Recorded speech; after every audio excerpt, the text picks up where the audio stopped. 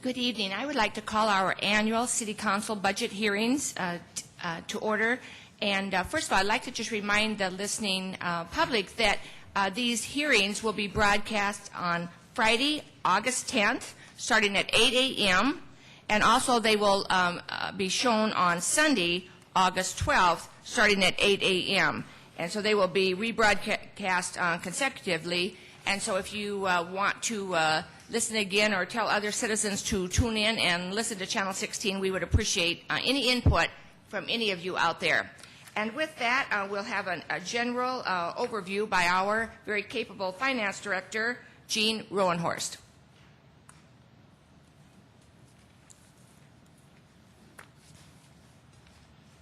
Good evening. Gene Rowenhorst, Director of Finance. We want to give you just a little bit of a overview of the budget as a whole to give some context to what you're going to see tonight and tomorrow and, for that matter, Thursday evening.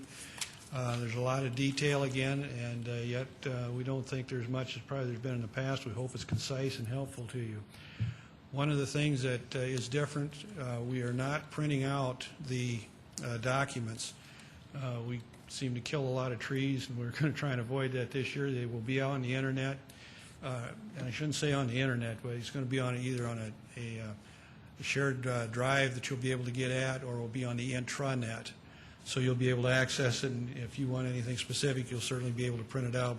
And if you really want some hard copies of something, we'll be glad to help you out, but we're not going to print out a whole bunch of them and, like I say, kill some more trees.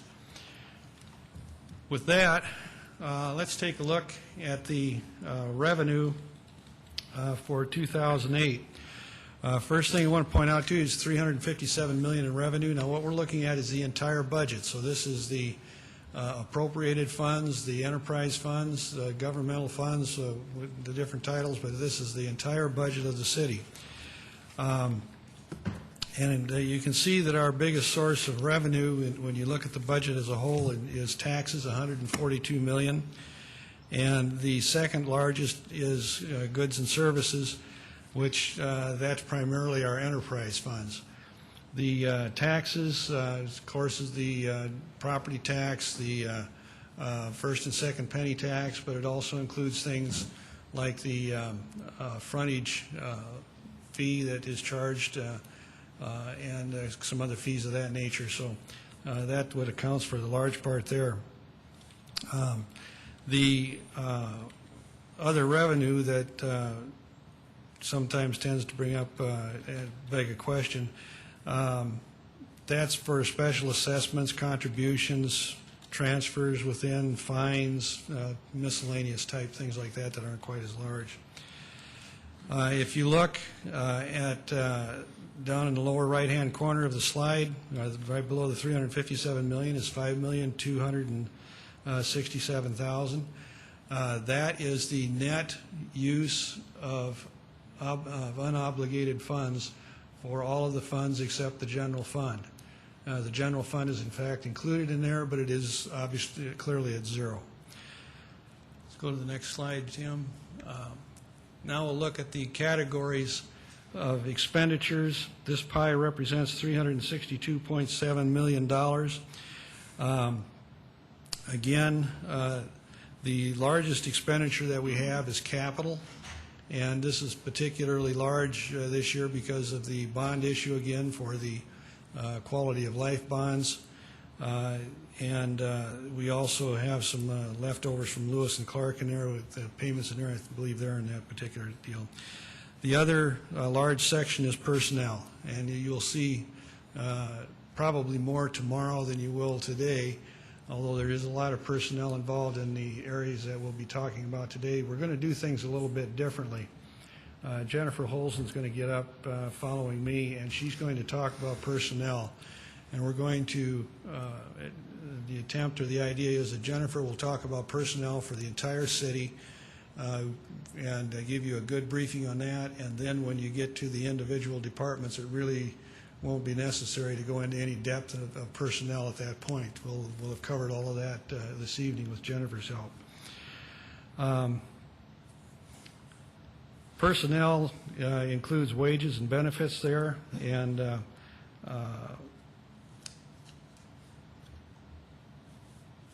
other operating is the 2000 class that you have in the budget. So let's move on to all the funds, revenue by different funds that we have. 62% of the funding for the city comes from governmental funds. These are primarily funds that are what we call appropriated funds, and again, it's going to be your property tax and the first and second penny tax. The other largest one is the enterprise funds again, which would be rational, and that the enterprise funds includes our water, water rec, electricity, landfill, parking. I think that's all of them that are in the enterprise funds, but that's where most of our revenue funds come from. Funds, the next slide is the funds by expenditure by fund. The general fund, again, is the largest that we have as far as expenditures goes, but just by a hair, it's 30.4% of the general fund, or of the total expenditures of 362, where the enterprise funds, the expenditures are 30%, just 0.4 of a percentage point difference between the two. And the general fund is what we are going to focus on a lot tonight, and actually through most of the rest of the presentation and reviews. We will do, Mark is going to do some overview of the enterprise funds, but you did see we had a pretty thorough review of the enterprise funds and what's going on there earlier in the year when we did the rate adjustments for all of the enterprise funds. And for that reason, we thought they've been pretty well focused on. We also won't be talking much tonight about the CIP fund, the second penny. We did that last week, and don't think we need to rehash that. If you got questions on it, certainly we'll be glad to answer them. So let's talk about the general fund. The general fund revenue, $110 million, $110.2 million. Again, taxes is 81% of that, $89 million. And that's the first and second penny again, and the property taxes, and again some other fees that we collect in there. The other one, big one, is the intergovernmental, and what the intergovernmental slide is money generally that we get in the form of grants, primarily from other government agencies.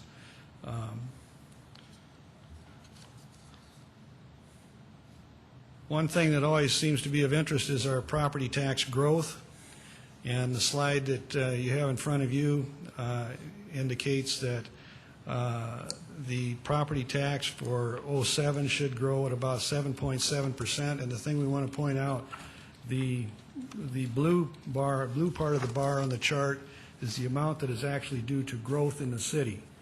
The red bar on the red part of the bar is what is due to the rate increase allowed by state law. And as you can see, our growth is from 2003 has slowed down a little bit, but it still seems to be pretty consistent at that 7% plus range.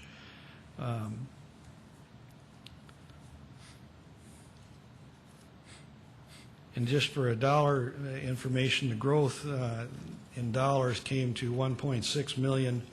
The rate increase was 1.1 million for '08 and what we had in there. And these are the assumptions that we got for our '08 budget. The next graph is the first penny sales tax growth, and again, just to remind you, the reason the line splits there is because '01 and '02 were kind of anomaly years.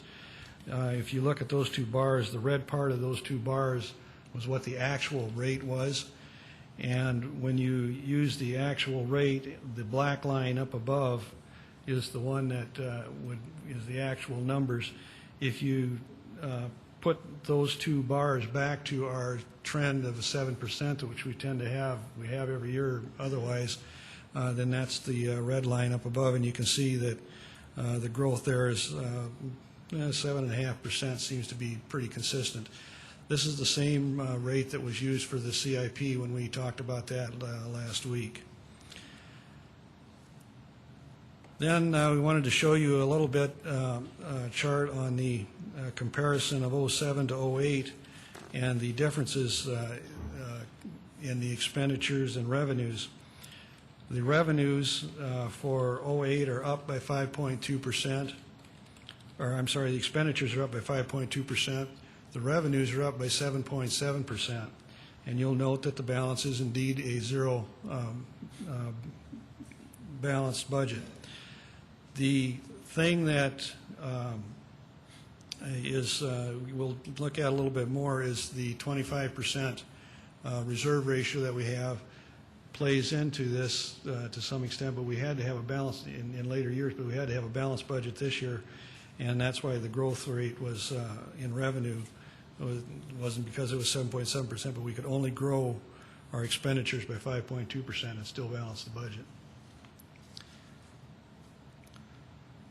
The general fund expenditures, and this is why we've asked Jennifer to really do the overall of the personnel for the city as a whole, because in the general fund, that's over 2/3 of our expenditures is personnel.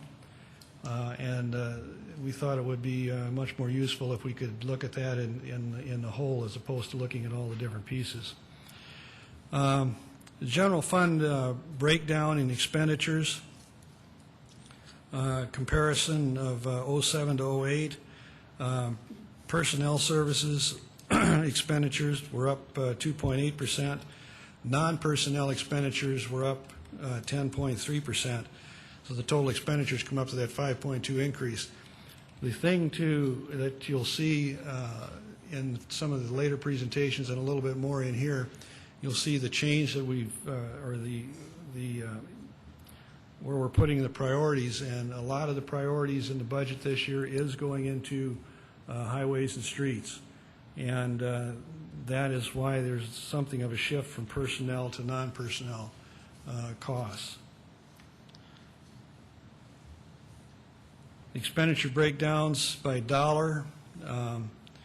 The increase in personnel was just short of $2 million in personnel costs, and that does include 5 or 6, I think 6 positions, all of which were put into the budget on a revenue neutral basis. 5 of those, I guess it's 7, 5 of those I believe are health, and they are by grant, and they are by grant contracts. So when the health contract goes away or the health grant goes away, the FTE related to it will go away also. The other 2 that we talked about are the fire inspector and a building inspector. But the non-personnel expenditures in terms of dollars was $34.38 million. Then we can look at the general fund by function, and the largest function that, and not as a surprise to anyone, starting at the bottom is public safety. You can see that when you start from 2003 and go up to 2008, it goes up from 36.8 to 39.1. So there's been an increase in there over those years. All of the other areas have had declines over that period of time. I think, yes, all of those have had, all of the head declines have been flat over that same period of time. The next largest one to public safety is parks, culture and recreation, and then highways and streets.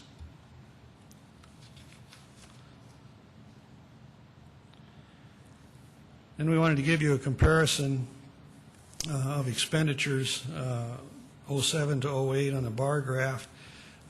You can see that there's very little change from year to year really in the budget as far as when you look at the different departments.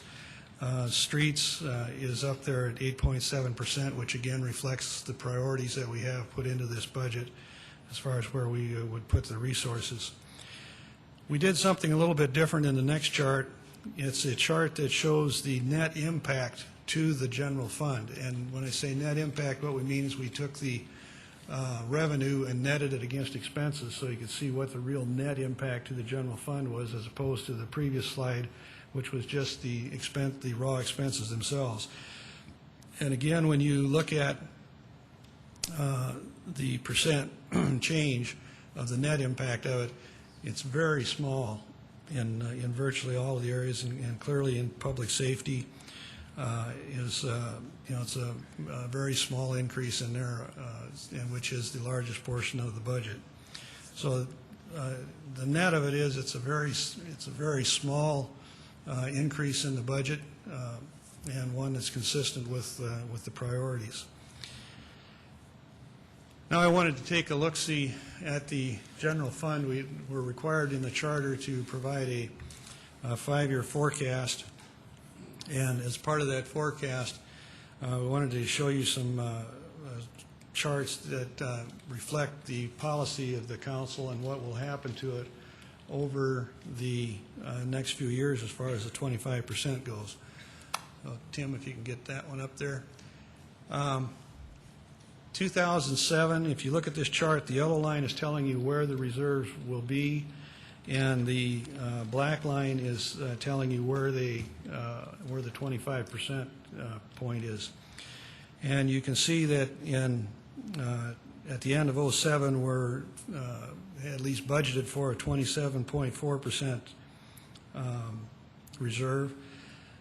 That, with the expenditure, revenues and expenditures that we've got for 08, drops down to 26.2, and in 09 we expect that number to drop to 25.5 and stay somewhere close to that black line. And we've got some more to show you on this, but one thing that we need to do from now on is we have to do some really good planning. And in the past, we've been doing a 5-year forecast, which was more or less straight lined out for 5 years, and I'm not sure it told us a whole lot. And one of the things that we're going to have to do to maintain the 25% shows up in 2011. We have to start actually in 2010 and in 2011. We have to start building that 25% number up, so that in 2012 and 2013 we have a new fire station coming online with a CIP impact, and we're going to have enough reserve built up that we can absorb that new fire station coming online. We're going to have to spend some time working on this. It's not real easy to do a 5-year forecast in the city, but we're going to be able to do some things with it. We need to really flesh this out and become more robust in doing it. Otherwise, what's going to happen is if you just stay at that 25% in this case, if you just ran there every year and then got up to 2012, 2013 and put the fire station on, you'll have no way to balance the budget. You're going to have to plan ahead, and so we've got to get ahead of these things from year to year. So it's going to become more and more important that the council looks well beyond the current year, and in this case looks well beyond 08 as far as decisions that you make about the budget, because they could come back to bite you 3-4 years out there, and we really don't want that to happen. The forecasted change in the fund, one of the things that the 25% does, if you look at the next chart, should be on number 21. What this chart is showing you is the amount that we're going to have to take out of revenue before we can even start budgeting in order to have a balanced budget. So when you look, for instance, at 2011, the 25% change is $2.1 million. So that means when we start the budgeting process in 2011, the first thing we're going to have to do is take $2.1 million off the table, because that's going to have to be going into the reserve to maintain the 25%. And then we'll be able to start the budgeting process. So that what's really going to happen is the issue of a balanced budget is going to become less and less relevant, because we may or may not be able to, we'll always be able to balance the budget. But what really has the teeth in the policy that the council adopted is the 25%. That's got the real teeth in it, and that's going to be the constraining factor going forward as far as what we do budgeting. To give you some sense of what we're trying to do in the next slide in the general fund as far as forecasting, we've put together a slide of the impact that we, as best we can discern today, of what the CIP's impact will be on the budgeting. And with the revenue growth let's take 09 for example, at 7.3%, and we could grow the expenditures at that point is 4.9% until you put the CIP in, which is the yellow bar, and then that takes your expenses down to 4.6%. So we're going to keep working, and so, you know, again, we've got to take off the increase in reserve. We're going to have to take off the table the increase created by CIP actions, and then the rest is what we'll have available that we can grow the budget by. So again, there's some real constraining factors here that's going to, like I say, have some real teeth in it. With that, you know, I don't know if there's any questions right now about that or not. If there is any. Thank you for that overview. Councilor Stagers, please. Yes. Gene, in the budget for next year, we're going to take the max we can according to state law of 3% increase in property taxes. What was the actual rate of inflation last year? Any idea? I don't know what the actual was. It was something over 3% because that's the number that we hit. Mm-hmm. And then also, too, you mentioned about the quality of life bonds. And on page 191, it talks about $1 million going to the quality of life bonds. I guess I'm not too concerned about exactly what that $1 million is, but I guess since we have this figure, we have a good idea that we're actually going to have quality of life bonds for $21 million. The quality of life bonds will actually be for about $25.5 million. Okay, and the $21 million is construction costs. And the other is? The other is reserves that we have to set up and hold, 1 year's worth of debt service plus some other reserves and closing costs. And those reserves will have to sit out there for the life of the bond, and then at the end, if you recall, we've even had it last year. We had one of the bond issue run off. The last year of debt service is paid by that reserve. Okay, so once again, you said the number is going to actually be 25 point. About 25.5 is what we're looking at right now. That number can move, but. Okay. Thank you. Councilor Costello. Gene, if you could put that last slide on. Yes. When you say our 25%, I understand that when our operating budget grows, that so will our 25%. But I thought the 25% only applied to the operating and not the CIP budget. That's true, but the CIP, what you're looking at here is the CIP expenses that are created by the actions in the CIP. Remember, we've had some discussion about that we've not done a very good job of dimensioning the impact of a CIP decision. The yellow bar represents the impact of a CIP decision. It is not the CIP. It's the impact that the CIP has on that. Okay, thank you. Councilor Brown. So just for clarification on that, for example, when we do the fire station, that impacts us in personnel by 15. That's what those CIP expenses are. Exactly. Okay. Exactly. Got it. Thank you for that overview. Okay, with that, Jennifer Holzen will discuss in great detail with us the personnel matters of the city. Thank you.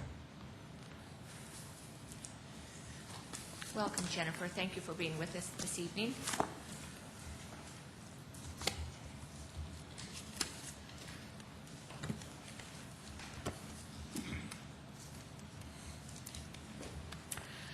Well, I decided, unfortunately, to kill some trees, and I gave you a booklet of information. What I'm going to do today is I'm going to talk about city staffing. I'm looking at a 10-year period of 1997 to 2007, and I'm going to be highlighting some demographic changes.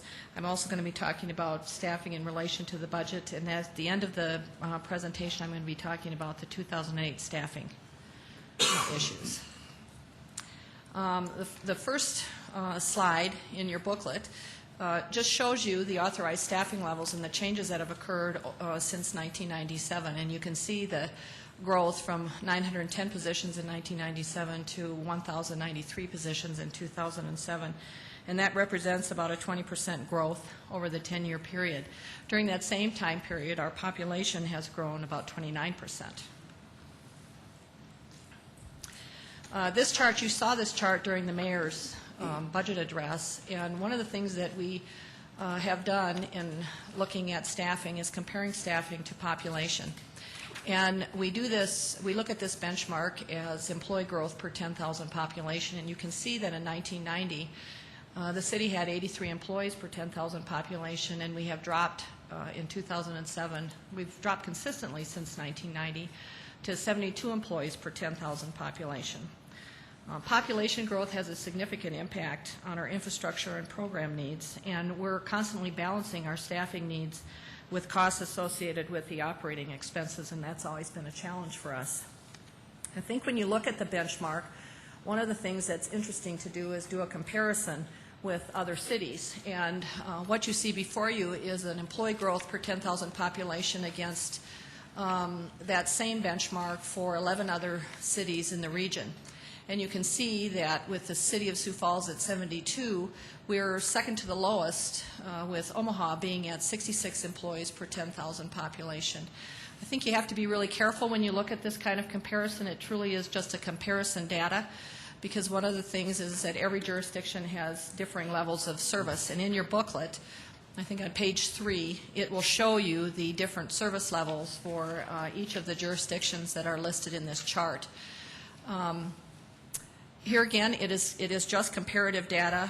You have to be careful when you use benchmarks. One of the things that we've talked about is using a benchmark to 10,000 population as a tool in setting performance measurement goals. However, I don't think we necessarily want to be tied into a very specific benchmark regarding this, because it tends to be very arbitrary and in some cases could be artificial. And could have an impact from a budget standpoint if we set an arbitrary standard. But I do think that it's very important to look at this comparative data when we talk about staffing needs in the city. This next chart shows the historical budgeted positions by function on a 10-year growth pattern. We've added 183 positions since 1997, and as you can see, the most of the growth has occurred in public safety, where we've gone from 38% of the total workforce is represented in public safety to 41% of the workforce in 2007 for public safety. There's been minor growth in the health function, going from 3% to 5%, and culture and recreation, urban and economic development has increased by 1%. But that's kind of an interesting chart to take a look at when you look at total growth from a staffing position and see where it actually is occurring by function. In addition to staffing, the normal staffing levels, we also supplement our staffing by using temporary and seasonal employees. In 2005, we started tracking temporary and seasonal hours by FTEs. In the budget, it shows temporary positions by hours and hourly rate and not by positions. And so we take a look at our payroll at the end of each calendar year and calculate out how many temporary and seasonal FTEs we have. So in addition to the staff of 193 positions in 2005, we had 173 temporary and seasonal FTEs on our payroll, and in 2006 we had an additional 178 FTEs on our payroll. And on page 4A in your booklet, it shows the function and the historical staffing levels for each year, starting with 1997.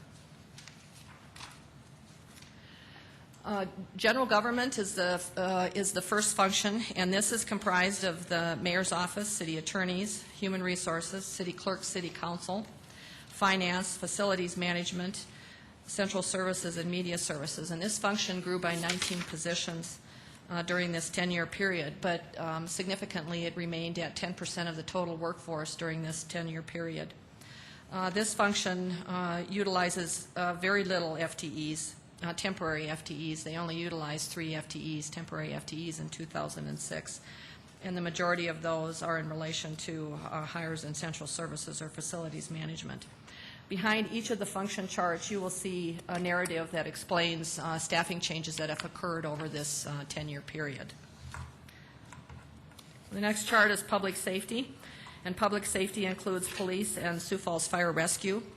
This function grew by 99 positions during this 10-year period, and now represents, as I said before, 41% of the total city workforce. Police grew by 64 positions, and fire rescue grew by 35 positions. This is a function that also utilizes very limited temporary and seasonal FTEs, 3 to 4 a year, and the majority of those temporary hires are in the police department. In highways and streets, this includes public works administration, engineering, and streets. They showed a decrease from 17% in 1997 to 12% of the total workforce in 2007. And this decrease was due to the creation of the Fleet Maintenance Division as an enterprise function in 1999. Even with that shift, highways and streets has shown a very modest growth in staffing. They've only shown 4 new positions from 1997 to 2007. In spite of the fact that the infrastructure needs of this function continue to grow as the city experiences population growth. This function utilizes temporary full-time equivalents to supplement their authorized staffing levels. And in 2006, they had 34 temporary and seasonal FTEs on their payroll to supplement their regular full-time workforce. The health function is comprised of Falls Community Health Clinic, the Public Health Laboratory, and Environmental Health. This function grew by 27 positions, mainly in the Sioux Falls Clinic, the Falls Community Health Clinic area. The Animal Control Division, representing 5 positions, was transferred to the Police Department in 2006. This function also utilizes temporary seasonal employees. And in 2006, they had hired 13 temporary FTEs to supplement their headcount. Thank you. The next slide is culture and recreation, and this represents Siouxland Libraries and the Parks and Recreation organizations. This function grew by 25 positions during this 10-year period, and it continues to represent 12% of the total workforce over this 10-year period. The Siouxland Libraries grew by 9 new positions, and Parks and Recreation grew by 16 new positions. The Siouxland Libraries hired 11 temporary and seasonal FTEs in 2006 to supplement their headcount, and Parks and Recreation hired 103 temporary seasonal FTEs. A lot of those are truly seasonal employees relating to their community centers and their pool maintenance, but they did hire 64 FTEs just for their park operations, 2 for forestry and 3 for the zoo operation. Urban and economic development includes planning and building services and community development. This function grew by 12 positions during this 10-year period, and it represents 5% of the total workforce, which is up 1% during this time period. Planning and building services grew by 10 new positions, and community development grew by 2 positions. And this function does not use temporary and seasonal FTEs to supplement their headcount. And the last function is the enterprise function, and it's comprised of fleet, light, public parking facilities, sanitary landfill, water, and water reclamation. It makes up 15% of the total workforce, and it's down 1% from 1997. They've had an increase of 24 positions, but 19 of those came from fleet maintenance when it was transferred from the highways and streets functions into the enterprise accounts in 1999, so that's where you see that huge jump. They do hire temporary FTEs, and they hired 8 temporary FTEs, and that was mainly the largest user of a temporary workforce is the sanitary landfill. Excuse me, Councilor Benedict? Jennifer, could you tell me again where the fleet maintenance personnel came from? Street department. Street. Thank you. This next chart shows you the city overtime average by the year, and you can see that we are averaging below a 5% range. We have a general guideline that we try to achieve a overtime level at a 3 to 5% range. And one of the things that we tell our departments is that they are to not use overtime as a scheduling tool, but is expected to be used in cases of emergency or unplanned events.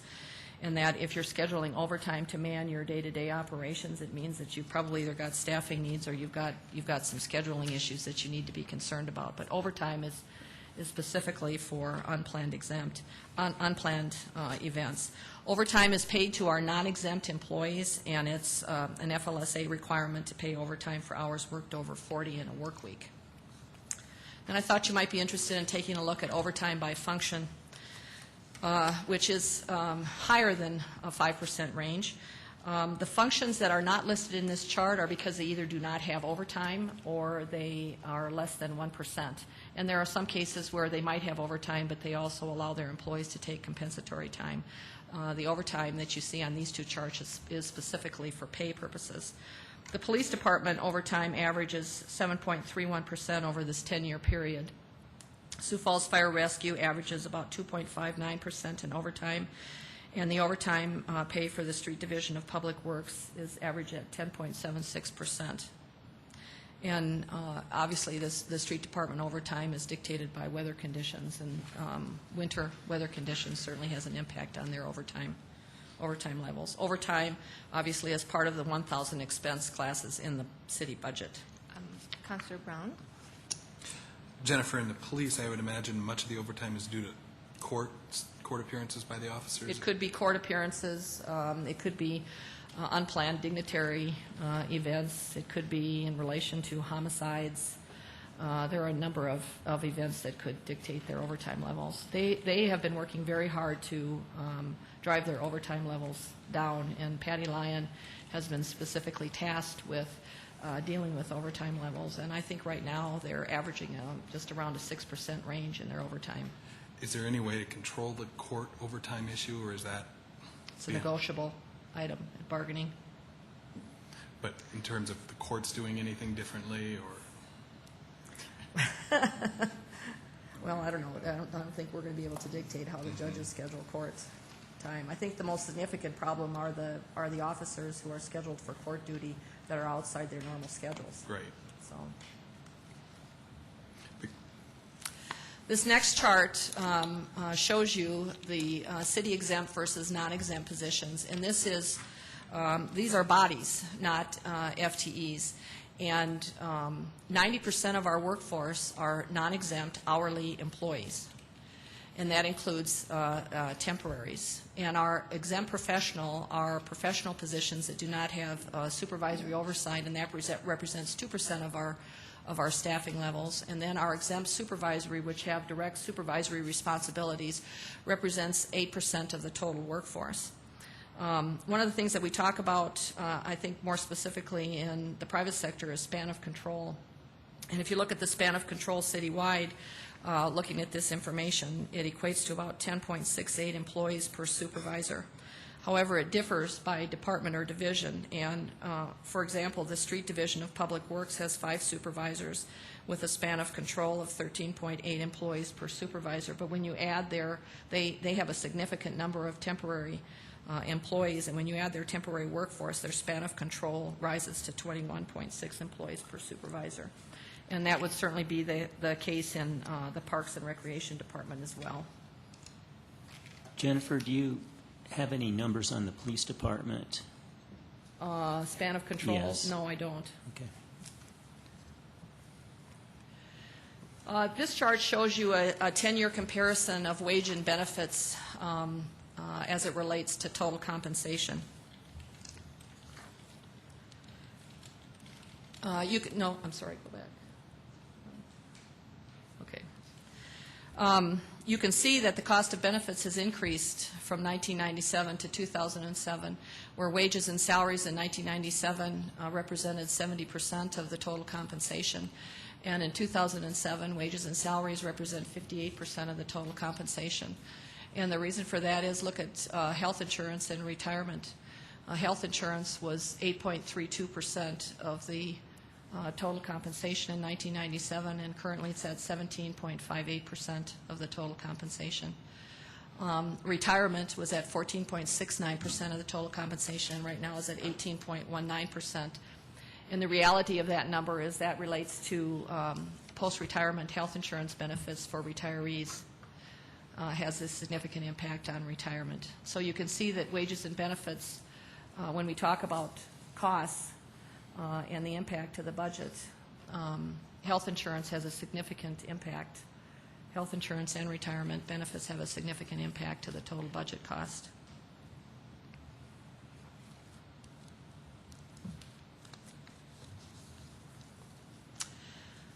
This chart shows you the health fund history, and I tell you, I wish I had a crystal ball for how to forecast utilization of health insurance.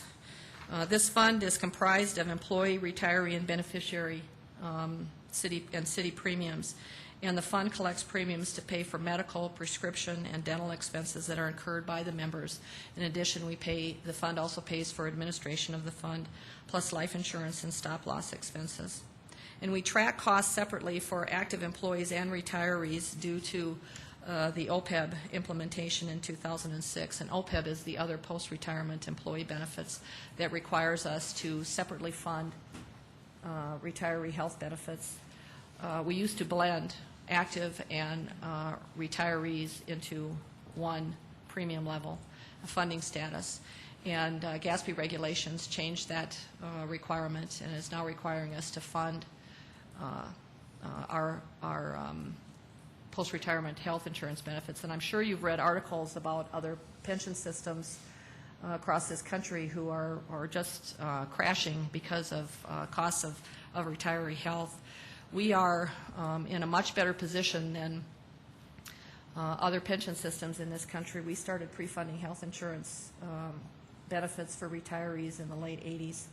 And actually, at the time before OPEB was implemented, we were at about a 30% funded ratio. Now, that's not a great, but we weren't at zero, and we weren't showing a deficit. I think I just read an article. I think, Dee, maybe you might have forwarded an article where, I don't remember the jurisdiction, but they were billions of dollars in deficit because of retiree health benefits. So clearly, we are not in that circumstance. You can see from this chart that expenses continued to climb, and in 2004 we actually tanked. In July of 2004, we had a $1.6 million deficit in our health fund, and part of that was due to. I'm sorry. Did you have a question? Yeah. Do we have an insurance policy for catastrophic illness claims? Yes, we have stop loss. And we purchased stop-loss insurance, and its range is at $250,000. And that's one single claim per year? Okay. Yes. Councilor Costello? Jennifer, you referred to that 30%. That's what the portion that we are funded of future. That was our funded ratio of funding current and future benefits for retirees. When we implemented OPEB in 2006, that funded ratio dropped to about 18%, however. Do we have a program that we're going to be slowly ratcheting that up? Or? Yes. We are tracking retiree health benefits separately and distinctly from active employees. They have a different premium level, and we have a totally different strategy for funding retiree health benefits than we do for active. What's the goal for that then? I mean, in 5 years, are we going to be at 60% or? Well, the intent, the actuary will report to us on an annual basis on what our percent of payroll will be to fund retiree health benefits, and the objective is to continue to fund that at a level that raises our funded ratio. It's going to take a long time, though. I mean, when you compare the funded ratio for the normal retirement benefits, and we're at a 94 to 95% funded ratio in our retiree benefits, and compare that to health insurance, it's going to take us a while to get there. Okay, so we don't have a goal to be at 50, 60%. We just have a goal to be higher every year. To grow the fund. At some level. Yes. Okay. Councilor Kavanaugh? Jennifer, how did we have this drop from 04 to 05 in claims expenses? Were it just luck? It is just luck. You know that in 2005, for instance, I pulled out this chart before I came over because we track, since 1986, we track expense claims and we do a projection of what we think our expenses are going to be for the following year. And when I'll go back and look at, what have I got, 2000 on there. In 2000, our expenses increased 15% over 1999. In 2001, our expenses increased by 30%. Now, keep in mind, from 2000 to 2004, we had an open access plan that was laid directly beside our competitive patient choice model. And our competitive patient choice model is our model where we contract with Vera McKinnon and Sioux Valley to bid on. They submit bids on their prices of what they're going to charge us on our plan design, and that's how we set our premiums. And employees have to pick which network they're going to be in, so we can more plan what our costs are going to be. But when it's an open access and people can go anywhere, we can't negotiate bids, so we pay what the going rate is. We negotiated that away in 2005. In 2004, we raised premiums twice in 1 year. We also changed collecting premiums for 24 to 26 pay periods. And then we made significant plan design changes for the plan year 2005. And we increased co-pays. We changed what counted towards max out-of-pocket expenses. We increased max out-of-pocket costs. Those changes had a significant impact. And then along with that, we had an increase of expenses from 2004 to 2005. Expenses dropped 19%. And I think part of that is in relation to the fact that we got rid of our open access, our open access fee-for-service plan, and we were now, all of our employees were driven into plan where we actually contract with Vera McKinnon and Sanford Health for services. And then we projected in 2006 that our health claims were going to rise by 11%. I mean, when we looked nationally at where claims costs were going up, they were averaging about 11%. Well, ours only went up 5%. So there's really no rhyme or reason. I mean, 1 year it's 9%, the next year it's 30%, it's 15%. I think historically you'll see that the public sector, one of the things that when you read about health insurance, they say that state and local governments are the highest users of health insurance benefits. And we also have high-risk professions. I mean, we have police and fire that are high-risk professions. We also have high-risk professions in our skilled craft positions. And so those also can have an impact on our claims. Any data on how we're tracking for 07? We're tracking very good for 07. Yes.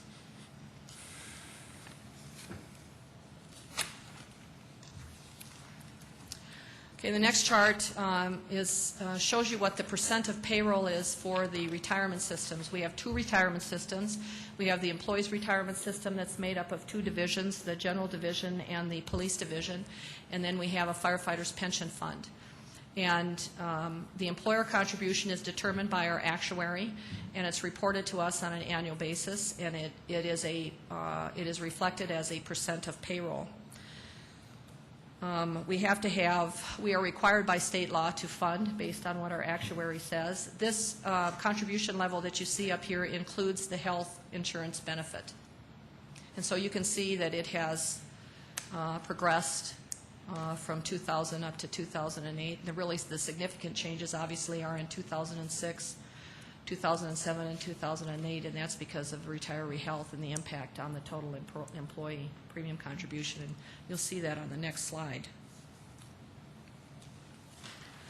This is the slide that shows what retiree health insurance costs as a percent of payroll. And we have, our employees are eligible to be in the health plan up to age 65. And our pension plan pays the claims and assumes the risk. We obviously have stop loss, which is at $250,000, same as our active employees. And The retiree pays 50% of the premium, and the other 50% is paid out of the pension system. Now, this is where I was talking about where the funded ratio, when we implemented OPEB, dropped down to about an 18% funded ratio. But the actuary reports to us on what the contribution as a percent of payroll is going to be, and that cost has had a significant impact on the budget.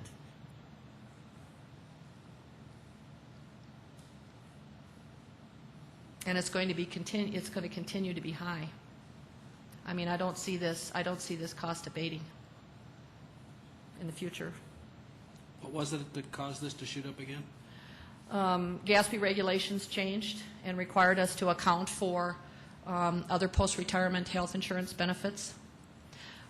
We could no longer blend the two together. They had to stand on their own basically, and we had to fund them separately. There's no requirement in GASB that we fund it, but if we ignored the actuary's recommendation on funding health insurance for retiree benefits, eventually it would have a significant impact on the city's ability to borrow money. It would have an impact on their bond rating. Councilor Benica? Jennifer, do you have any idea what the average age of the police department and fire department employee is for retirement? Well, the police department can retire at 50 years with 25 years of service, and fire can retire at 55 with 20 years of service, or a combination of rule of 80, which is a combination of service and age equals 80. Do you think the actual is close to the benefit, if you will? Yes. It is? Mm-hmm.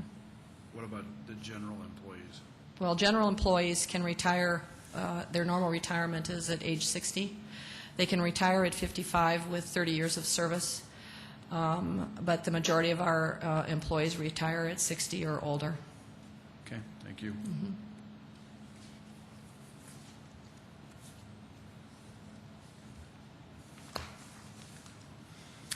Okay, this slide shows you the 2008 requested staffing levels, and in your book, what I have given you is the 2008 requested positions and what's been approved for 2008. In 2007, we have 193 positions. 22 new positions were requested in the 2008 budget. At the time that we were going through this review, the mayor stated that there would be no new positions that would be approved unless they were revenue neutral. And 7 positions have been authorized in this budget. They're either revenue neutral, or they've been funded by federal grants, or they're being paid for out of the enterprise account. 2 of the positions in the general fund are the residential building inspector position and the fire inspector position, and those positions are supported through increased revenue fees, through permit fees. The registered nurse position and the medical assistant in health are funded through a federal grant, and Jean made a comment about there were 5. The health department received a huge grant about a month ago, and I think 5 positions were added in 2007, and these remaining 2 will be hired in 2008. And then there are 3 positions in sanitary landfill that are funded through the enterprise fund through rates, and that's the scale operator, a landfill technician, and an equipment operator. There are 50 positions that were requested and that were not approved, because to do so would mean that we would have to use the reserve fund. And we could not do that and still balance the budget. One of the things that the directors worked with Jean on preparing the budget, the first thing that we did was we dealt with the 2,000 expense classes in the operating budget and got that down to a level that was manageable with the revenue projections. And when we got done with that process, there was no money left over for funding positions. And so that's why you see only 7 positions approved in the 2008 budget, because they don't have an impact on that. Councilor Costello? Jennifer, you said that the fire and the building services were both funded by increase in fees. Yes. They increased their revenue.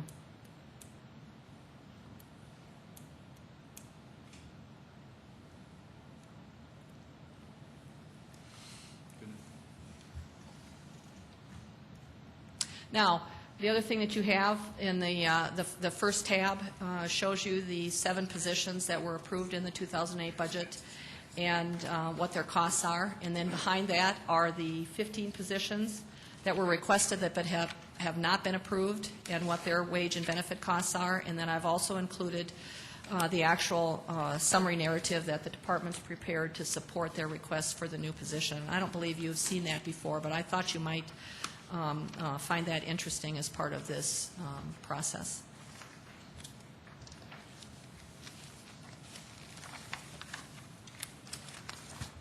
Okay. I think one of the things that is really difficult for us is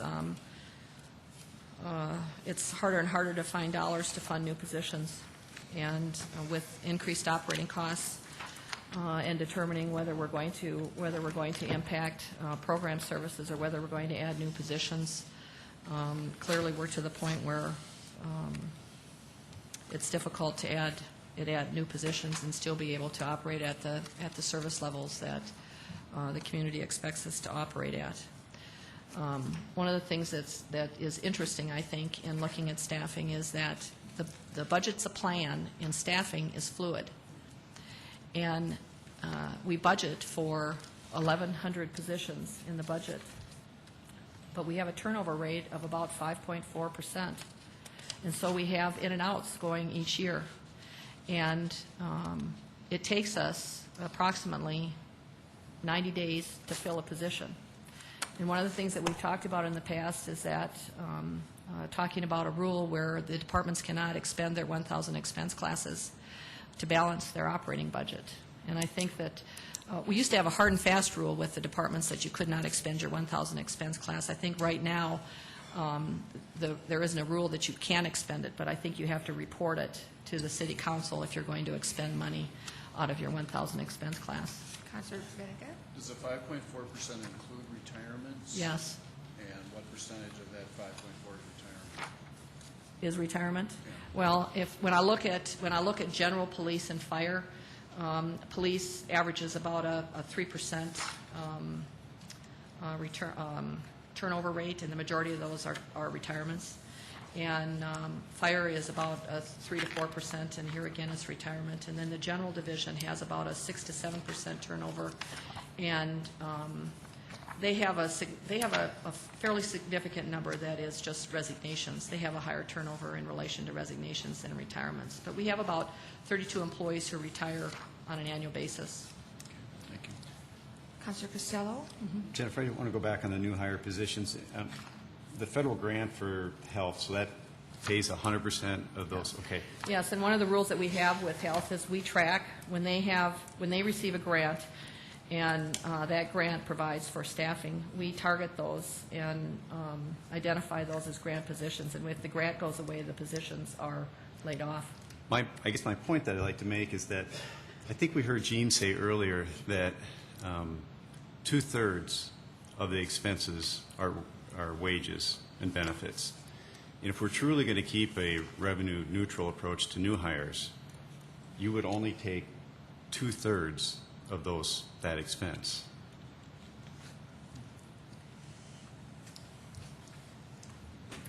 I'll let you answer that because I'm not sure I understood the question.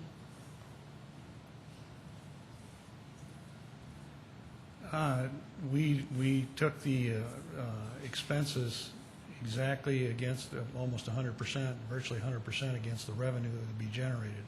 It's not like we have a margin that we're creating in here. So if the expense for the position was $40,000 and there was more than $40,000 or more in new revenue from that position, we put it in.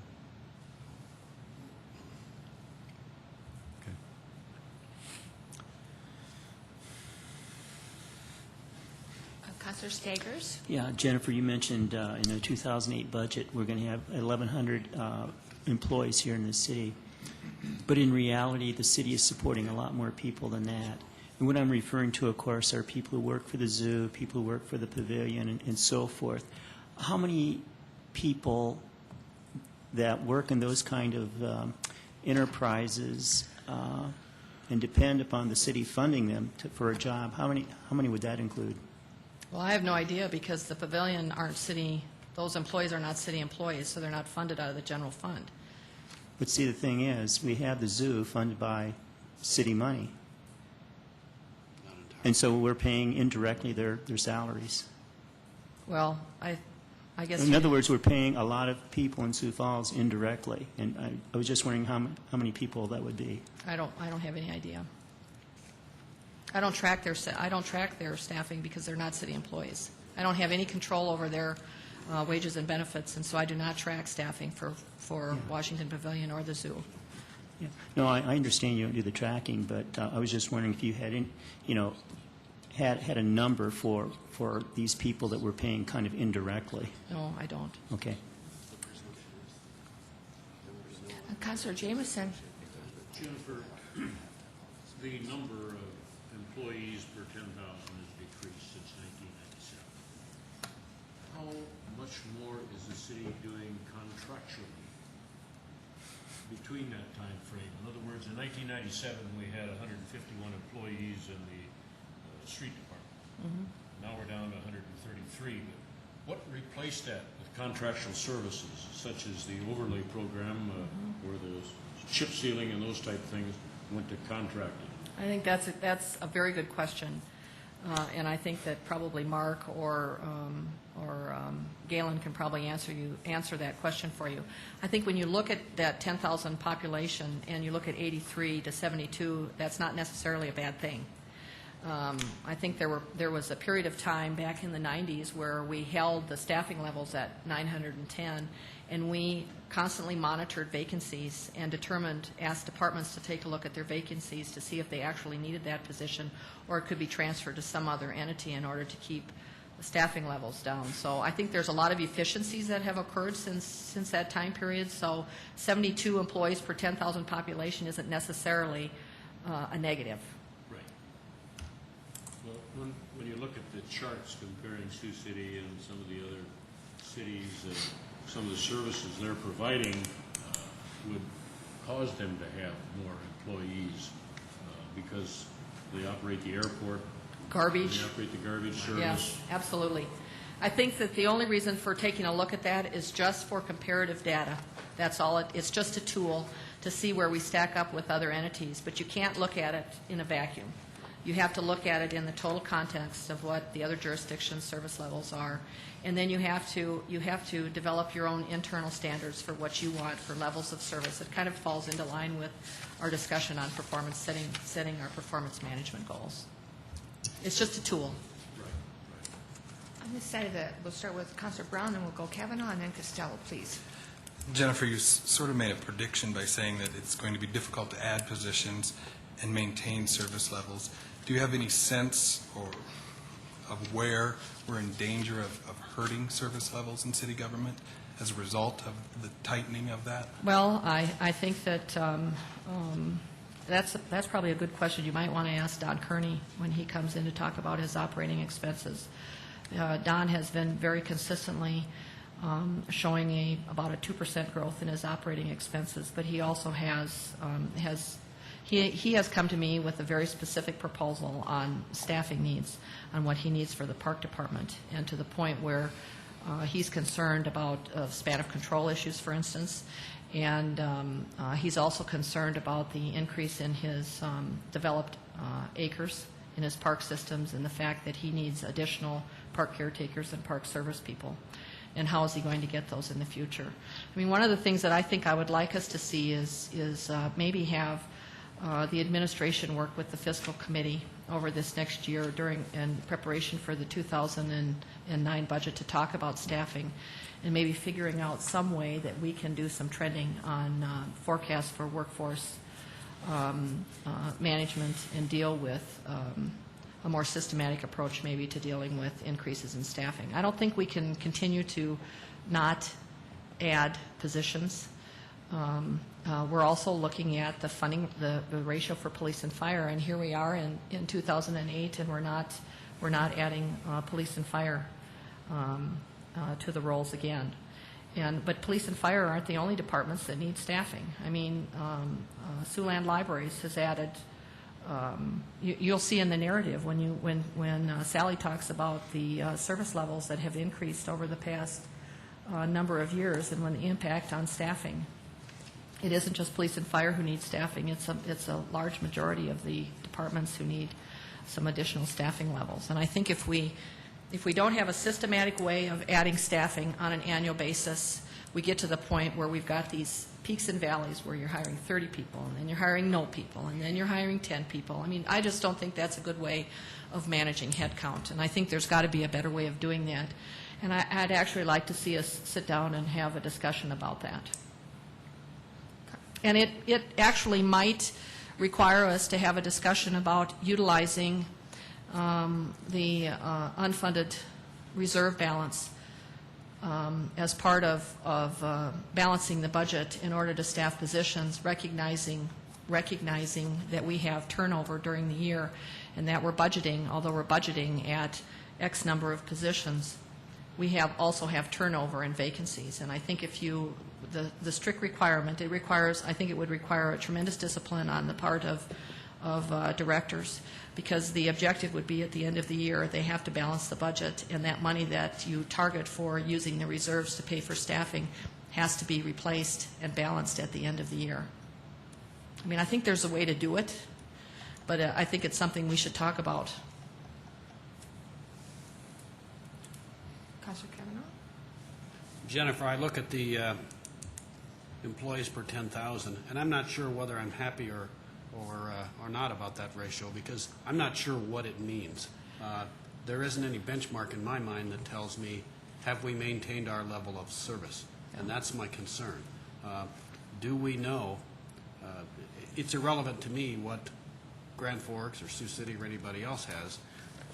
I want to know what our level of service has been over those past 10 years. And I'd like to think that there's some efficiencies that have been gained, but I'm wondering if we are maintaining that level of service. And you know what? I think that segues right into the performance measurement project that we're talking about. And this group that went to D.C. back in, when was it, in April or something, and has really been tasked, I think, to put together that performance management. Part of that is surveying the community and really taking a look at programs and deciding, I mean, just because we've done it for 10 years doesn't necessarily mean that we should be continuing to do it. And one of the things that we also tell the departments, when there is a vacancy in your department, the first thing that you should be doing is looking at that position and deciding, do you need that position? Are there changes that need to be made in your organization? Can you do it a better way, a more efficient way? And it isn't just related to staffing, but it's related to everything that the directors do in their departments. Councilor Costello? Jennifer, I understand Kevin's comments on the level of service, but as far as this comparison with other cities, what I think would be really relevant is if we knew the staffing per department, and then we're able to compare that department by department, so if there was one city that didn't offer a certain aspect, that we wouldn't have to consider that. So I don't know if that's possible this year. Probably, I don't know if it's necessary, but in the future, I think that could be very helpful. I want to go back to what you had said earlier about, I think what you were implying was using budgeted but unused dollars for wages and being able to hire, are you suggesting temporary staff? No, I'm suggesting using the unfunded reserve to fund new positions. Unfunded reserve. The 25% or the 26%. Well, I'm not probably using the right terminology. Well, we're going to need to protect ourselves there. I know. There's Gene and I have talked about this, and there's a concern about that. But we would only use the unfunded reserve to balance the budget at the beginning of the year, because the budget is a plan, and you're assuming that the 1,100 positions that you're funding in 2008, I'll use that as an example, that those positions are going to remain fully staffed and funded for the entire year. It's not going to happen. We've got a turnover rate of 5.4%. Now, I can't forecast necessarily where that's going to occur, but I can tell you that in the previous administration, we used to track savings in the 1,000 expense class in both wages and benefits. And we knew what we were going to save in the 1,000 expense class that was going to be turned back at the end of the year. And if you were to use, this is just an idea, okay, but you could use the unfunded reserve to balance the budget at the beginning of the year, because that's your plan. The objective is that turnover during the year is going to create savings to pay for that, in addition to holding the departments responsible for making sure they don't, it's like borrowing it in the You just wanna beginning borrow, and making yeah, sure that's- that it's balanced at the end of the year so that you aren't utilizing. That's recognizing that you have turnover. I don't know if it'll work or not, but it's, I assume the larger your department would be, the easier it would be. yes. Yeah, you know, they're a small department like mine, for instance, that has 12 employees, it's not going to work. But you look at police and fire and some of the larger departments where they have turnover, there's savings. I mean, we don't replace a position. It takes almost 3 months to replace somebody. Councilor Brown, I think you had a question? I want to touch on something else you talked about. We force justification on new FTEs, but do we ever look back to see if FTEs are still justified in some departments based on changes in technology or contractual services or change demands or service levels? Do we ever look back to see? That's what I was talking about earlier, that one of the things that when we get a vacancy request from a department, we send them back the job description and we ask them to take a look at that job and review it and to determine if that position is still valid. Does it still meet their requirements? Does it still meet their needs? Do we need to make changes? Do they even need that position? And, well, 9 times out of 10 today, the answer to that is, you know, I get them back and we fill the position. Back in the 90s, we moved positions from function to function because people gave up positions and moved them someplace else. So what has changed? Well, I think that the departments have become more leaner in their staffing needs. I think that you know, really this budget year, last year and this year is really a significant time period for when you listen to the directors on their staffing needs, that you really hear a concern about staffing levels. I mean, you hear it in planning and building services, in the building services in the inspection area. I hear it in Parks and Recreation. You know, I listened to Sally talk about some of her service levels.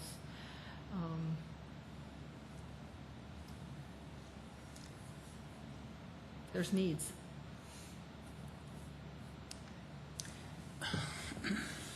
Councilor Stakers? Yeah, let me just mention, while there might be some departments with needs, we've also heard about others that might have excess, too.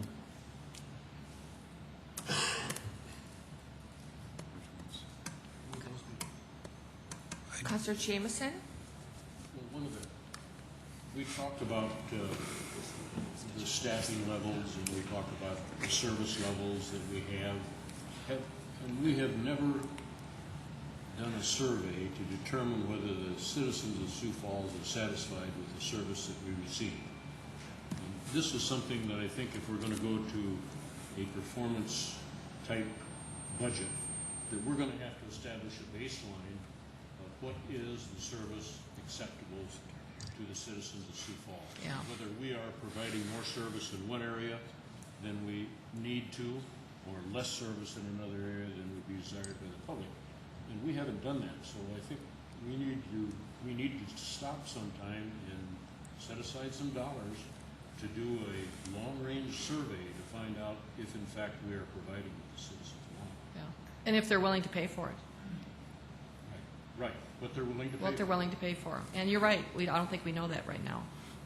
Councilor Brown? Question for Councilor Staggers. Can you enlighten us on where you think there is excess city employees? So what departments? Yes. One department is finance, 23 employees, and I've heard comments about some people just don't really have a lot to do. So that's one department. Thank you. Okay, Councilor Costello? I guess that was a similar question. I'm wondering if you can share with a little bit more detail without divulging any particular individual or what positions or. Well, I gave finance as an example because I've heard talk about people in finance, some of them not really having a whole lot to do sometimes. And 23 people in finance, I mean, intuitively, you got to wonder, do we really need that many people in finance? Then also another department would be the landfill. They're asking for, 3 additional employees this year, and so we'll have an opportunity to ask them questions about if they really need them. Anything else for us this evening, Jennifer? Anything else for us? No. Thank you very much for your informative presentation. And, okay,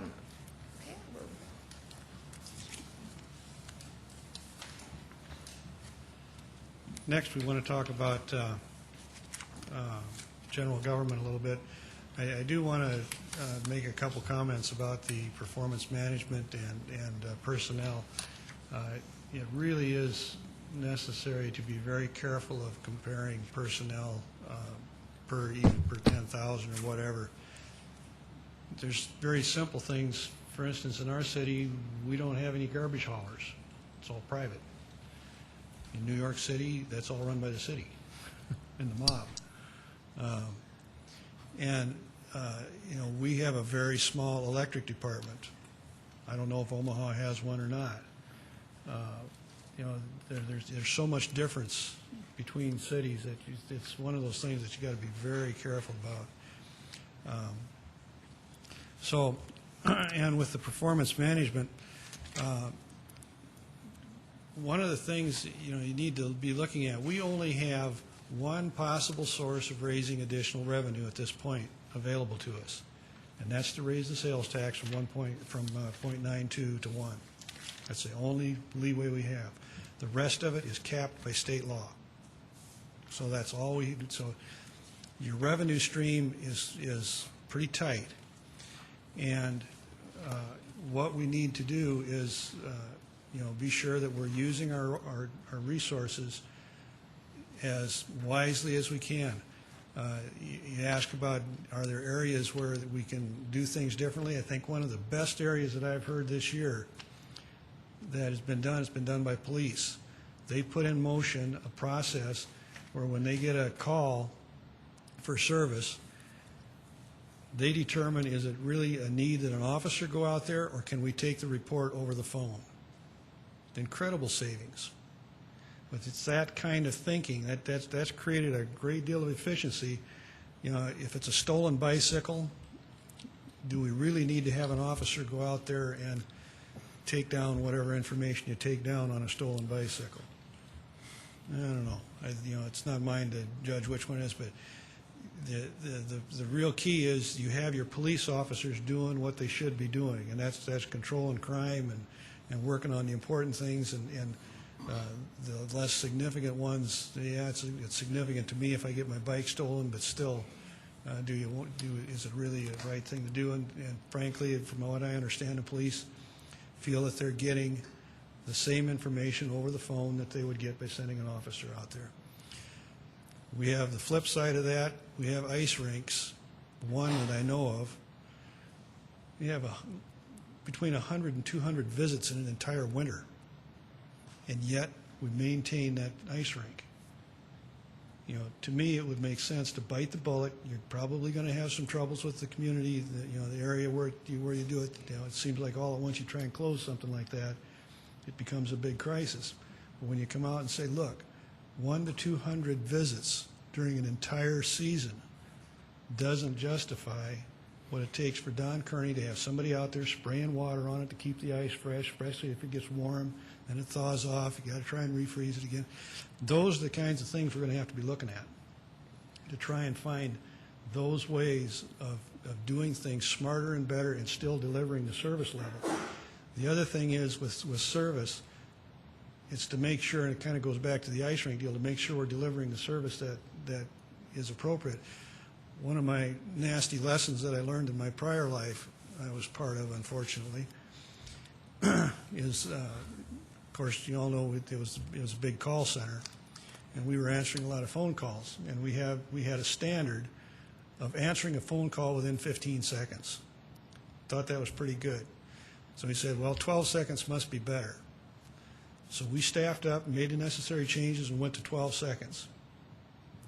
That seemed to be okay, but we didn't seem to get a lot of reaction. So better yet, be 10 seconds. Now, when you're in a call center, the problem you got in those things is your spikes and your valleys, your peaks and valleys.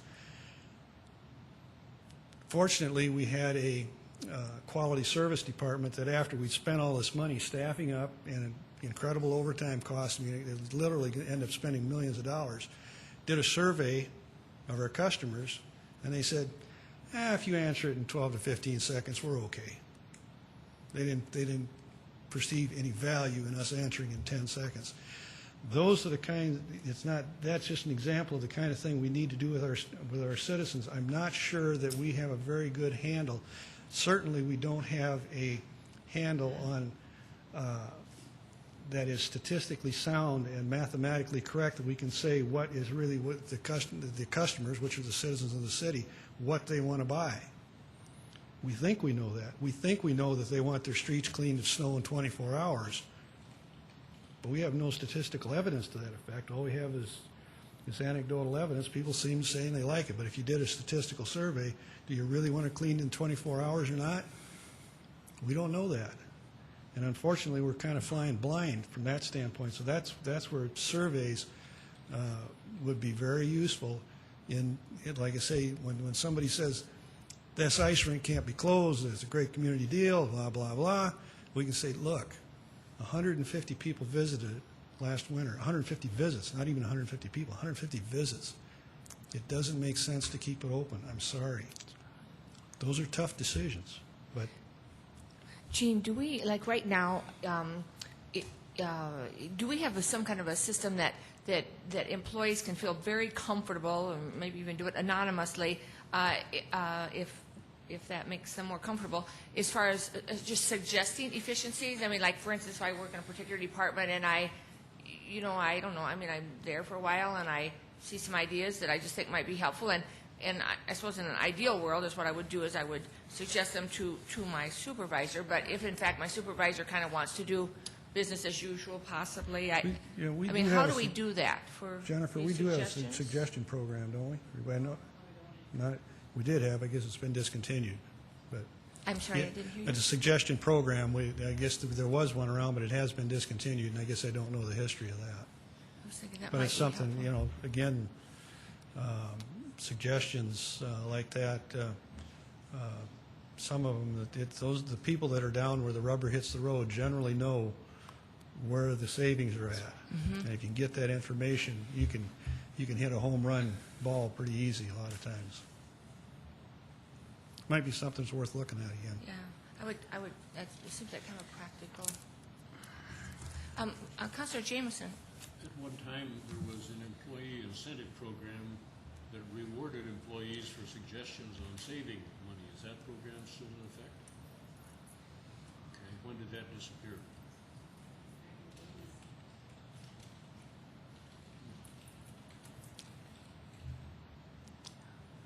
Yeah, I was kind of thinking along the same lines as far as rewarding good suggestions and efficiency.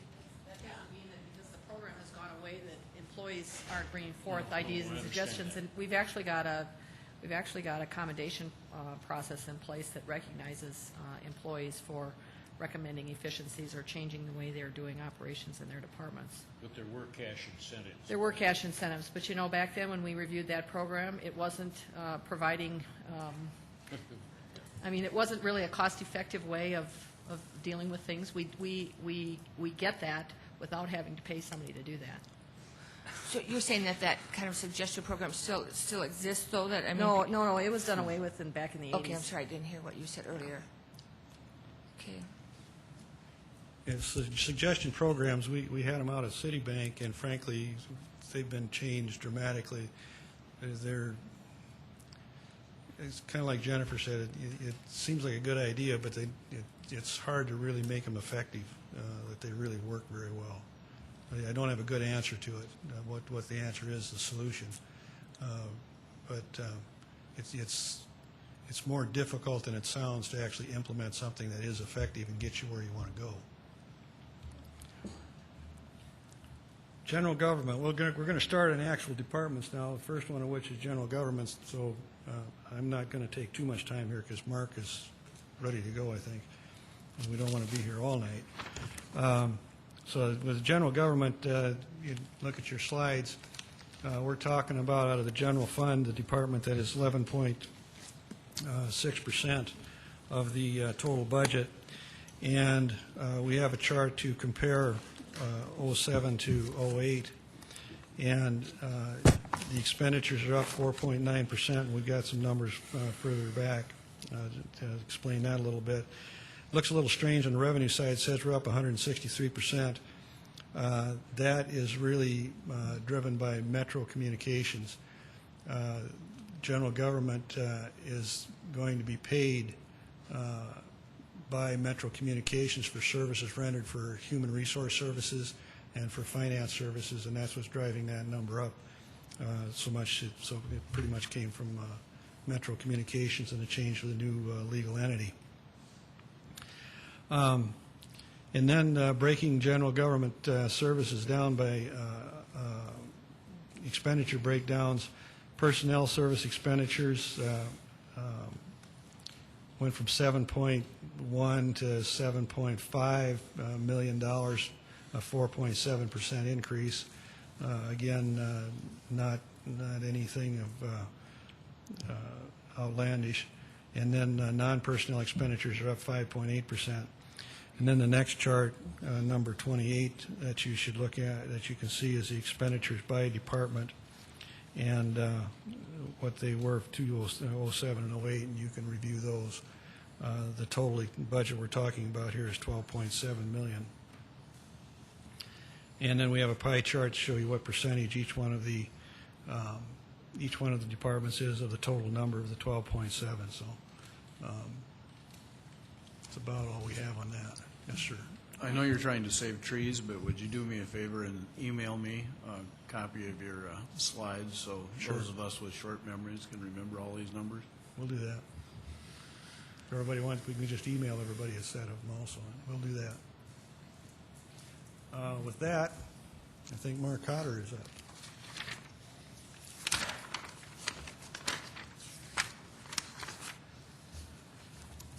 Thank you for being with us tonight, Mark. As if you had any choice, I know. Thank you. Okay, well, Public Works, we have 12 divisions of operating budgets to bring you tonight. We've tried to compress this as much as we can, and so we'll certainly talk as quickly as we can. In the interest of time, the items of this presentation don't include the department goals and objectives. Those have been included to you in hard copy, but those are really the details of what each division really strives to do and the objectives of each goal. With me tonight is Kevin Smith, the Assistant Director of Public Works, many of our division managers, and we also have additional staff from engineering in our office with us tonight. Two key points before we start. You're going to see the results of an employee survey that we did last fall to really assess what our employees of Public Works really want us to focus on.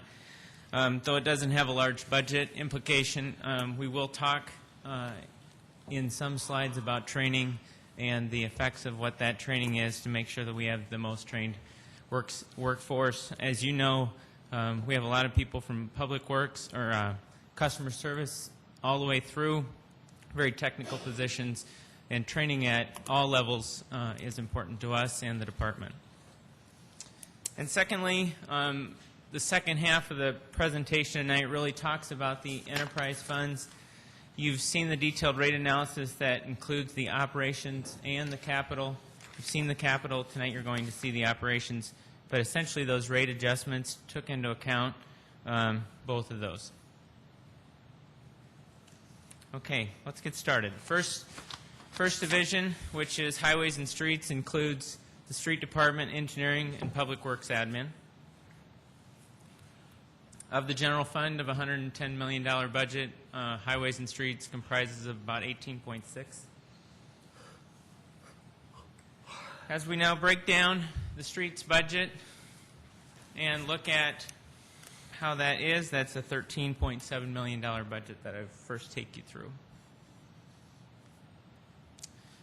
The mission of the street division is to provide for the maintenance and repair of all public streets within the corporate limits of the city, to maintain and repair the water distribution sewer collection systems, and to maintain and repair the traffic signal and street sign system.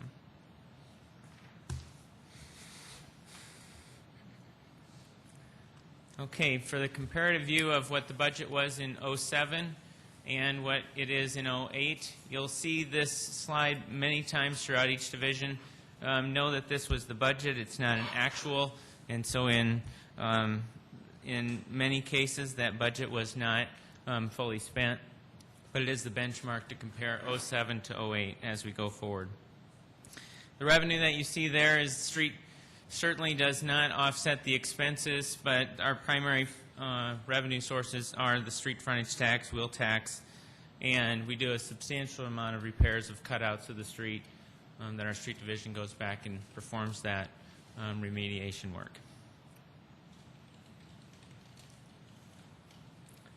Then a breakdown of the expenses from personnel to non-personnel costs, and you'll see that we certainly have many increases in the non-personnel that are really the equipment that we purchase, the fuel, and the utilities that are a part of our business and buildings.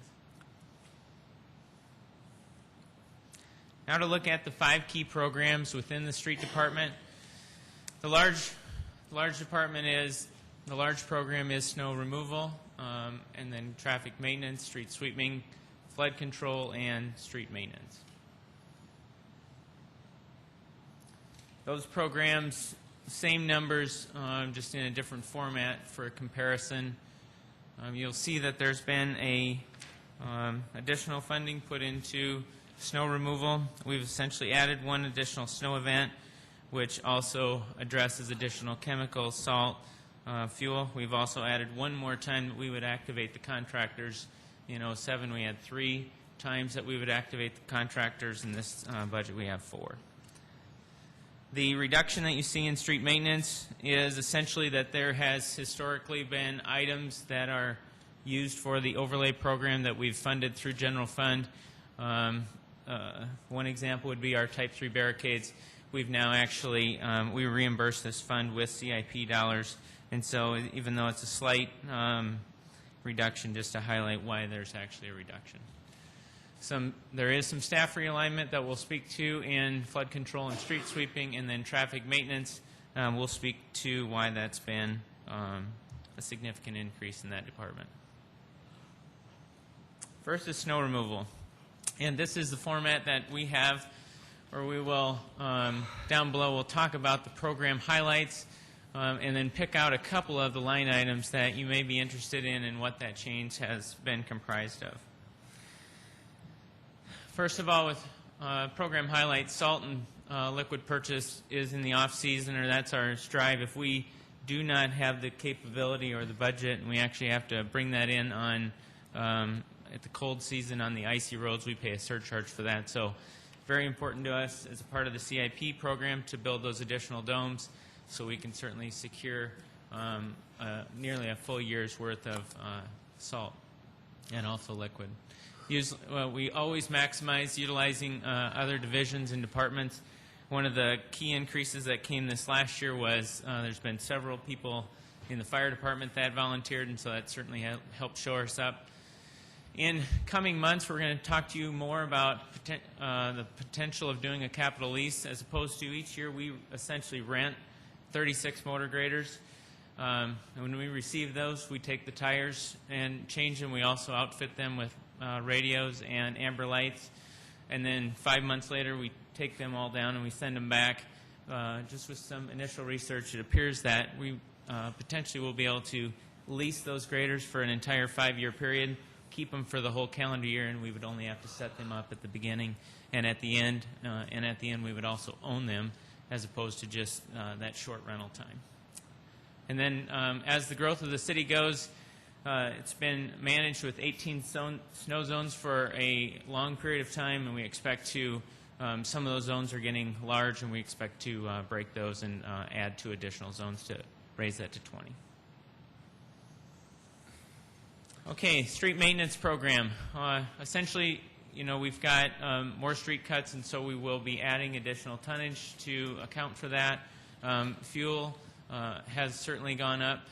The energy that powers the 15,000-plus streetlights is a part of the street department budget because it's considered an asset of the street, and we certainly have seen the increases in electricity both on our side but also on the private side. And then we recently purchased a portable hot mix plant, which is it's a new piece of equipment that we can use roadway millings. We put in a rejuvenator, and in real high traffic areas that in many cases in the winter months has been very difficult to have that very UPM, it's a very live mixture of pothole repair. We'll essentially be able to use hot mix during the winter with this portable asphalt plant. And so it's a 10-ton unit. We're excited to show you. We're just getting the bugs worked out of it at this point, and so it'll be certainly a good asset for us as we move into the fall. Flood control, this is a somewhat highly variable area within our department because, for example, if we have a very heavy snow season, that same staff is the people that run this department, which essentially is we maintain the levee systems, make sure that there's the integrity is being managed, but also that we every 5 to 8 years we clean out the silt deposits that come down the river. One of the increases that you'll see is that we're planning to purchase a larger excavator. The existing excavator has been with the streets, been with the street department for many years, and this will just allow us to do that work in better light and with also longer reaches. But essentially you can see this, we try to budget as close as we can, but sometimes the employee dollars that would normally go here essentially get transferred to snow removal or vice versa based on the conditions of the winter. Street sweeping, not a significant noticeable change except that we are getting onto a program where we have 8 street sweepers and they are a very highly maintenance-driven piece of equipment, and so we're getting onto a cycle where we can replace one each year. And essentially how that works, and one of the last divisions that we'll talk about is fleet. Every division within Public Works, be it general fund or enterprise fund, pays into fleet, and fleet essentially is our internal service that buys and rents back our rolling stock. And so essentially these, as you see increases, number one, we've seen significant increases in construction equipment all across our operation, but you'll start to see these correction factors being made so we can get those programs and that replacement cycle where it needs to be. The other thing that you'll see is that in addition to sweeping the entire city 4 times every year, we started the chip seal program today, and immediately after the chip seal program, within the same week, those areas are also swept, and so those areas actually get 5. Traffic maintenance, one of the things you've seen in the program slide is that there's a significant increase to traffic maintenance. Essentially, some of this roadway striping has always been in traffic maintenance. Some of the durable pavement markings, the arrows, stop bars that make up a significant amount of that budget have resided in engineering. Our expectation of our traffic engineers is that they really do the work on the design, they manage the access, they adjust signal timings, and really to best slot these dollars. This is really a maintenance activity to us, and so we're going to put this in the street department. So correspondingly, you'll see a reduction in engineering and an increase in street for that matter.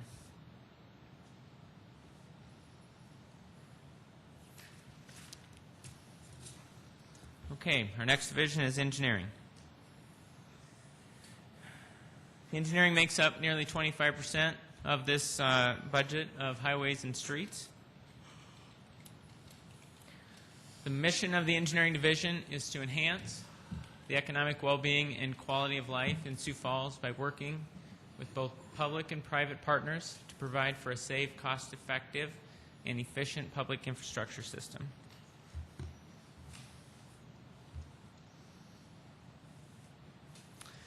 Comparative view of the 07 budget against the 2008 budget. Again, this is also a department that at least at this point, we don't expect the revenues to match the expenses. However, just this recently, you supported us with plan review charges and also street vacation charges, which has enhanced that revenue as shown there. So we certainly appreciate that support. And now we'll take you through, and you'll see that our expenditures has really been a nominal increase over the 2 years. Okay, here's the personnel and non-personnel service. Essentially, you'll see a reduction in personnel services. And what we look at within Public Works is if there's an employee, specifically if we have a civil engineer that is working primarily 100% of his time on storm drainage, we're going to transfer his wages to be funded from that to accurately track with where those dollars really should be spent. So there's been a slight realignment that shows you that decrease. Overall, though, the bottom line from 2007 to 2008, there's been a 2% growth. Inside engineering is two programs, which is engineering and traffic. And we'll talk more in depth about each one of those. Engineering by program, the first is they've both, the engineering has correspondingly seen a nominal increase, and traffic has seen that decrease. And that decrease we talked about was really moving the striping contract dollars, durable pavement markings, over to streets. Okay, now just to highlight notable changes of those two programs. Professional services, independent contractors, we essentially, there was essentially no budget in 2007 program for this. We've loaded it accordingly for 2008 to manage our business. One of the key things that's going to be good for the community, but also our department and many other departments, is in 2003 was the last time the city was flown. There's been substantial growth, and so we're excited to see the new aerials come in, and they'll probably be able to be used this time next year. Corridor studies and also the traffic model update. The traffic model update is something we strive to do. It is a service that we outsource. But overall, there is federal transportation planning dollars that are available to the city of Sioux Falls, and as we do these transportation planning activities, just over 80% of those dollars are reimbursed. And Councilor Benega. Thank you. Mark, can you remind us what the digital aerial photos do for your engineering department? Well, they just really allow us to better manage what we're doing. You guys also see when planning brings a lot of proposed developments in front of you, almost every council meeting, that is just a more accurate depiction of what's built, and so you can actually evaluate really what impact or what enhancement a proposed development might have. Thank you. Okay, second program is traffic, and essentially, this was just seen a natural reduction here to move this work out of engineering and into streets, and so that's really the notable highlight that we wanted to bring in front of you. Public Works Administration has a proposed budget of $591,000. The Public Works Administration is really comprised of two pieces, our office and also the office next to us, which is our GIS department, that is really the ones that maintains our aerial images and all of our infrastructure mapping. Okay, and splitting that up, the mission of the Administration Office of Public Works is to coordinate and manage the activities of the separate divisions to provide for a safe, efficient delivery of services to the public. The mission of the Geographic Information System is to develop, maintain, and promote a shared GIS resource for the decision makers and the citizens of Sioux Falls and the surrounding areas. The City of Sioux Falls GIS promotes, through spatial technology, a more efficient and effective local government.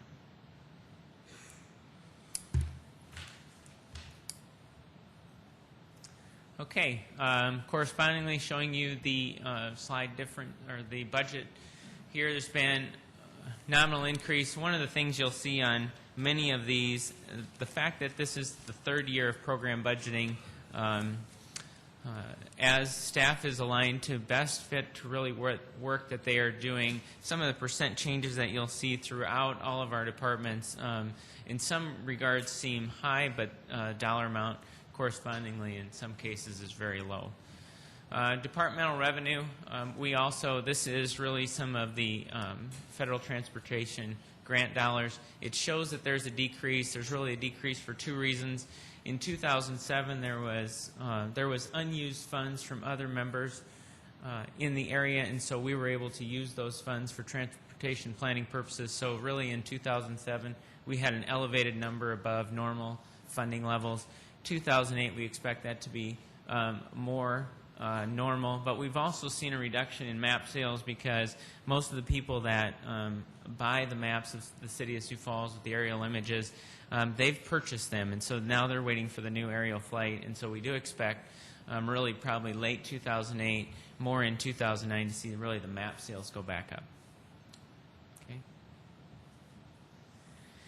Okay, again, the comparison here of personnel and non-personnel services, that there's been a nominal increase in personnel and more of an increase in non-personnel services for an overall increase in expenditures of 7%,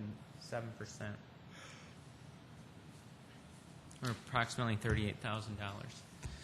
Okay, the two programs is GIS, which is the Geographical Information System, and our office of the two programs we'll speak to. Okay, breaking those down by programs, just in a different format on those numbers, the 2007 to 2008 comparison, and both really divisions seeing a nominal increase with a combined adjustment of about $38,000. First notable change, again, we talked about in our employee survey that it is very important to us to make sure that at all levels of our organization, whether it's customer service training, time management training, or very technical training, to make sure that we're meeting the regulations of the departments that we are regulated by. It's important to invest in training. Here again is a situation that it's a relatively small number, but certainly notable. Human Resources also does a considerable amount of training for the city of Sioux Falls, and so we're able to build off and participate in their programs through their budget. And GIS notable changes. We've got a couple of situations that we're doing to enhance how that operation runs.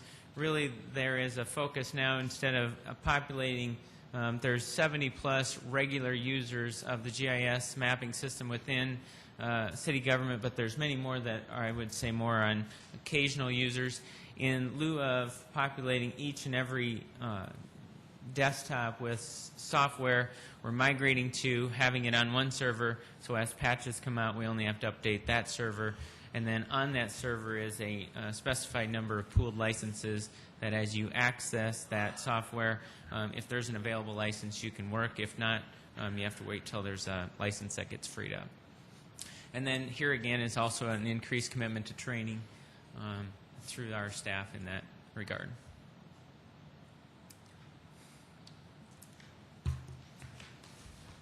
Facilities management. Facilities management is part of Public Works, but it's actually categorized under general government.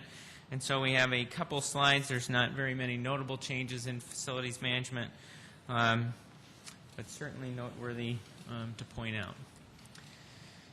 The mission of Facilities Management Division is to ensure long-term operation of city facilities by managing and maintaining buildings, grounds, and infrastructure in an efficient and a cost-effective manner. Essentially, we want to show you here is that there is, this is really, we manage the buildings, many city buildings in this department, but there's, so this has maintenance people, but also custodial staff that is a part of here. So in addition to, included in that 4.9 increase is wages, but we've also seen an increase in the utilities that run these buildings.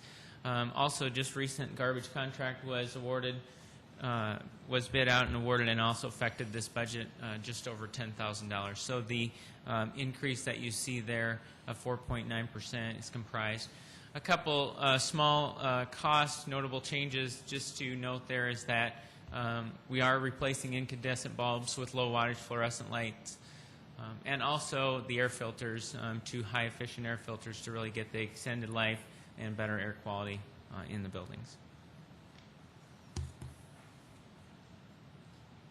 All right, that comprises really general fund departments within Public Works. Now we'll move into enterprise. And again, you've seen detailed analysis of the capital and operations as we went through the recent rate adjustments. And then but we will take you through tonight on the operation side. First slide here is just to give you a chance to focus that when we talk about the expenses within an enterprise fund, we don't only speak about operating, but we also include capital against the revenue and the additional rates revenue that will come in from the recent rate adjustments. And so as you look at the red and yellow, essentially these funds are not supplemented by other funds. They are standalone businesses and they operate as such. And so tonight you're, in addition to some of those common slides that you've seen, you'll also see capital listed in there, just so you know that that certainly was a part of the rate analysis and adjustments that have been acted. Again, to recap, lights recently had a 16% increase, and all four of these will go effective January 1 of 2008. Landfill is 22%, water is 13.5%, and water reclamation is 19%. Okay, there's our four enterprise funds. We'll start with electric light.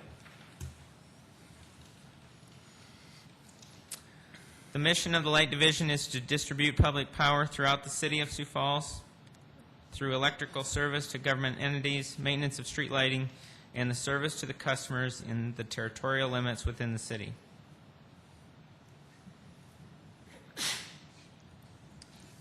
Okay, the comparison slide of the 07 budget to the 08 budget. Correspondingly, we've seen, and you've heard that our expenses have gone up. One of the keys to the electric light division is 60% of their operating is really dictated by what they pay for power, and so that corresponding increase of expenditures has also been nearly matched with the revenue enhancement.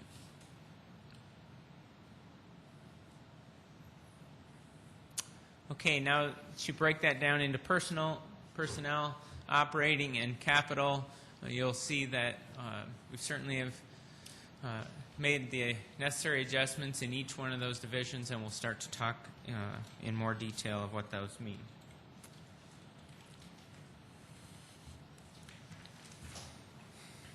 Okay, the two programs that we'll speak to is the distribution to the customers, but also the street lighting program. Street lighting program has seen a modest decrease, and we'll talk to you about what those decreases are, and then the electrical distribution has seen the corresponding increase.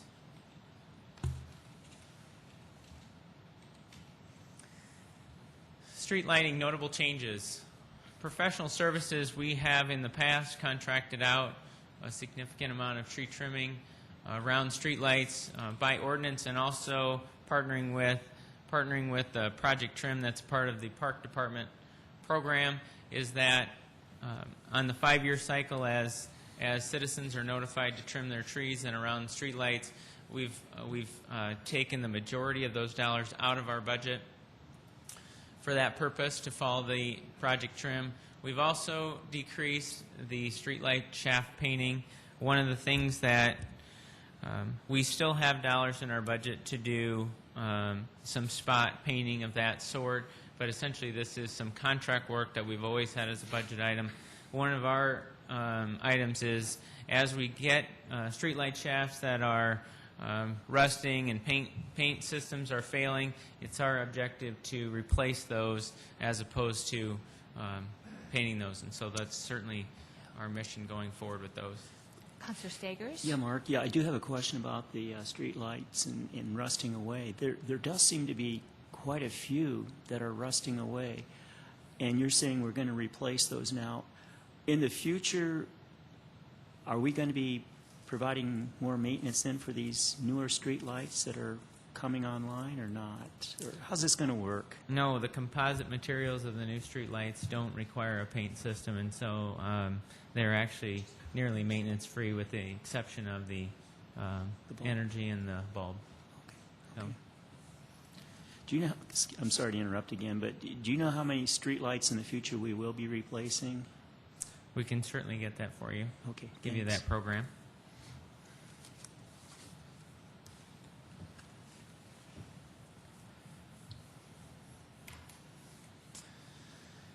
Okay, and then also, as a part of Public Works, as we pay in, as each division pays into fleet to make sure that they are funding their program enough to be able to replace needed equipment, we've increased this fund again. And we've seen equipment go up substantially across every division, and so we're just matching some of those corrections.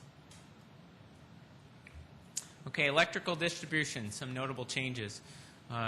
We've got, and we'll talk more about this in the water department, but lights, water, and water rec, utility billing division bills those customers.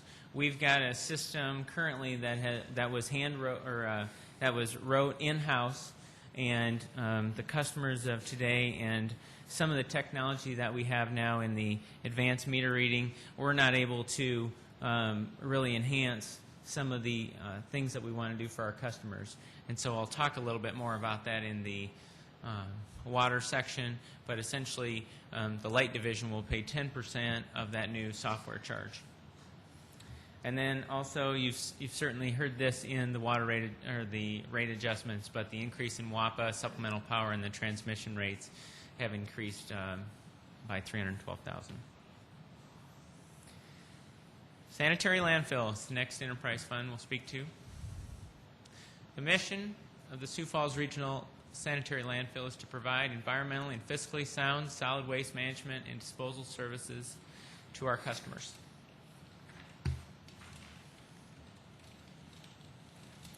Comparison chart here of the 2007 and 2008 budget as it relates to the expenses and the revenue.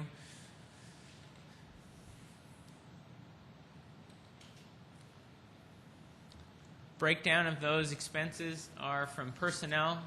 As Jennifer had mentioned, we are adding 3 employees for this next year as that division grows and the services grow that come with it. Operating expenses, one of the keys there again is landfill. It has some of the largest equipment that it's comprised of in Public Works, that we've seen those equipment rates nearly double in recent time, and so we're making some of those corrections again, but there is several pieces of equipment that in the near term are coming up on lease, and so we need to adequately fund fleet to make sure we're ready to either purchase and or lease, whatever the best option is presents itself at that point. You just recently seen that we brought forward to do capital leases on the 2 scrapers, which the last set of scrapers that were purchased by the landfill were at about, I think, $350,000 a piece. These last ones were $750,000 a piece, and so we've certainly seen what the cost of metal has done, but the cost of the construction industry has certainly gone up. Yes. Mark, could you give us the justification for those 3 positions and what that does to service levels in getting those 3 positions in the landfill? I will. I think we're going to have Jason Kahn come up and really speak to those, the operator scale position and the technician. Jason?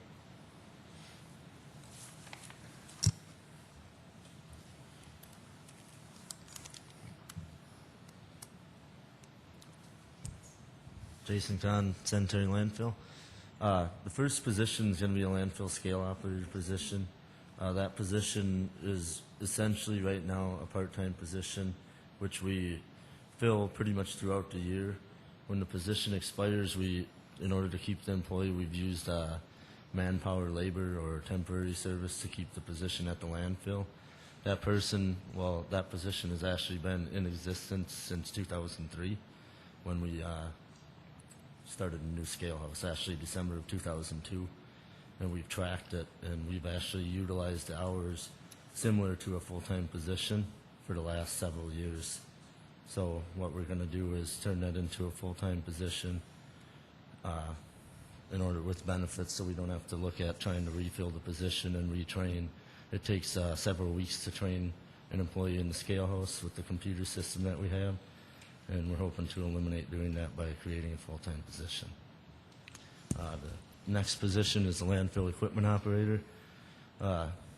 In case you don't know how the landfill is operated right now, we work a 6-day work week and 10-hour days, and we overlap on Wednesdays and Thursdays. In order to balance our shift, we added a position in 2004, I believe, an equipment operator, which was meant to operate the new compactor that we were getting. Since then, we have now went to 220,000-pound compactors, and the landfill tonnages have increased dramatically since then. What we're doing is we're adding that additional equipment operator position to balance the operators on each shift to 4 and 4 at this time, which will help us not only with our operations to make our compaction more efficient, but it will also help us cut down on overtime hours, which we've had to do in order to keep the landfill open for 60 hours a week. The third position is related and essential to some of the capital improvements that have taken place out at the landfill. The leachate and gas management system that started to be installed in 2005. Another phase of it is going to be installed this year, and it's going to continue into 2009 and 10.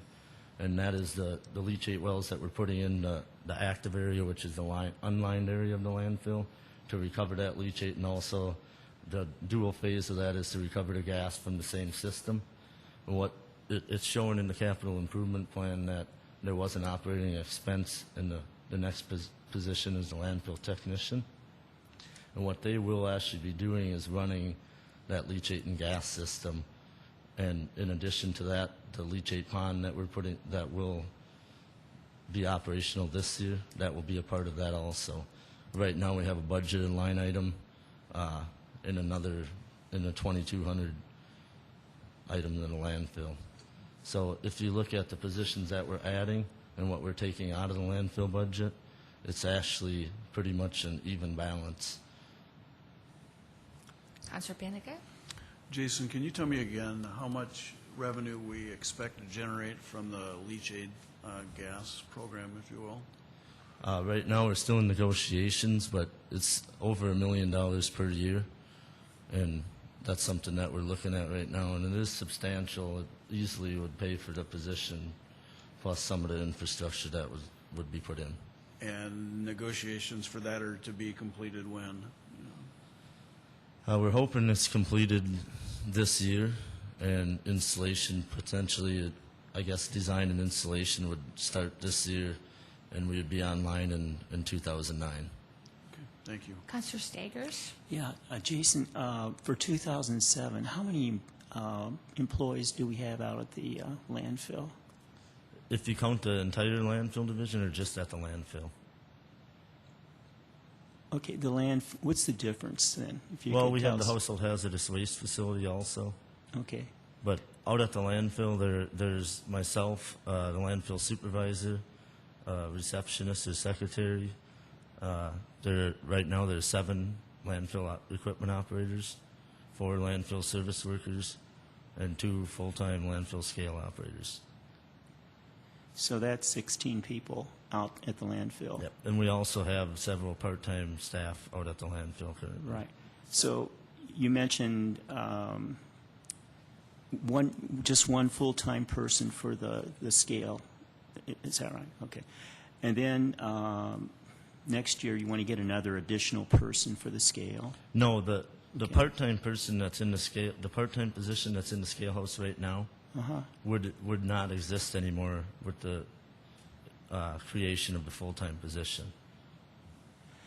But you already had this year.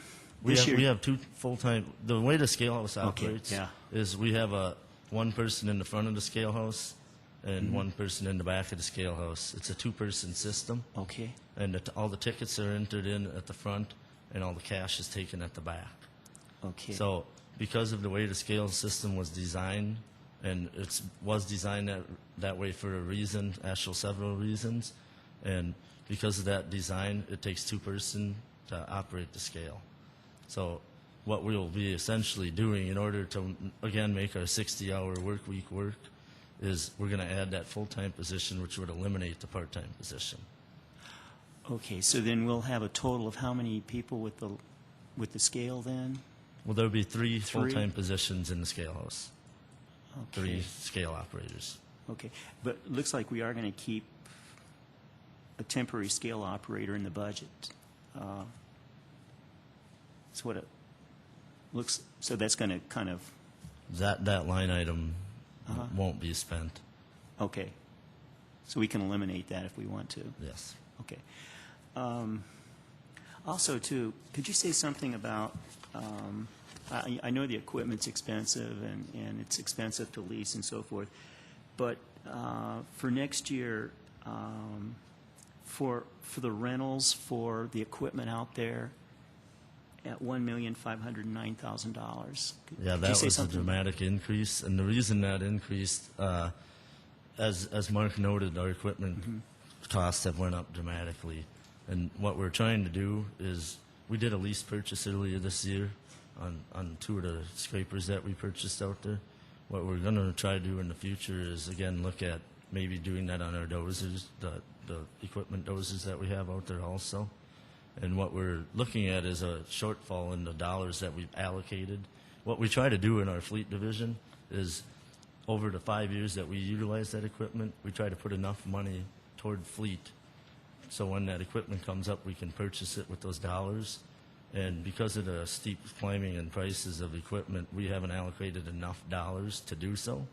So what we're trying to do is make up some of those additional dollars, and the $1.5 million is almost, I believe, like an $800,000 increase from what was in there before.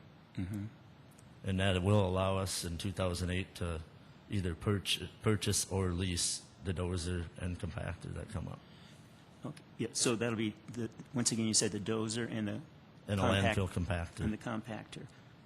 Do we have 2 compactors out there? We have 2 120,000-pound landfill compactors right now.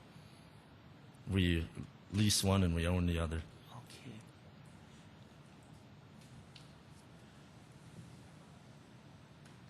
Okay. And those pieces of equipment are also in that $700,000 range. If you look at the pieces of equipment that are in that range, actually the 2 landfill compactors, the 2 landfill dozers, and the 2 landfill scrapers are all in that $700,000 to $750,000 range per piece of equipment. And can you just tell me how many of those that equipment out there do we just own outright?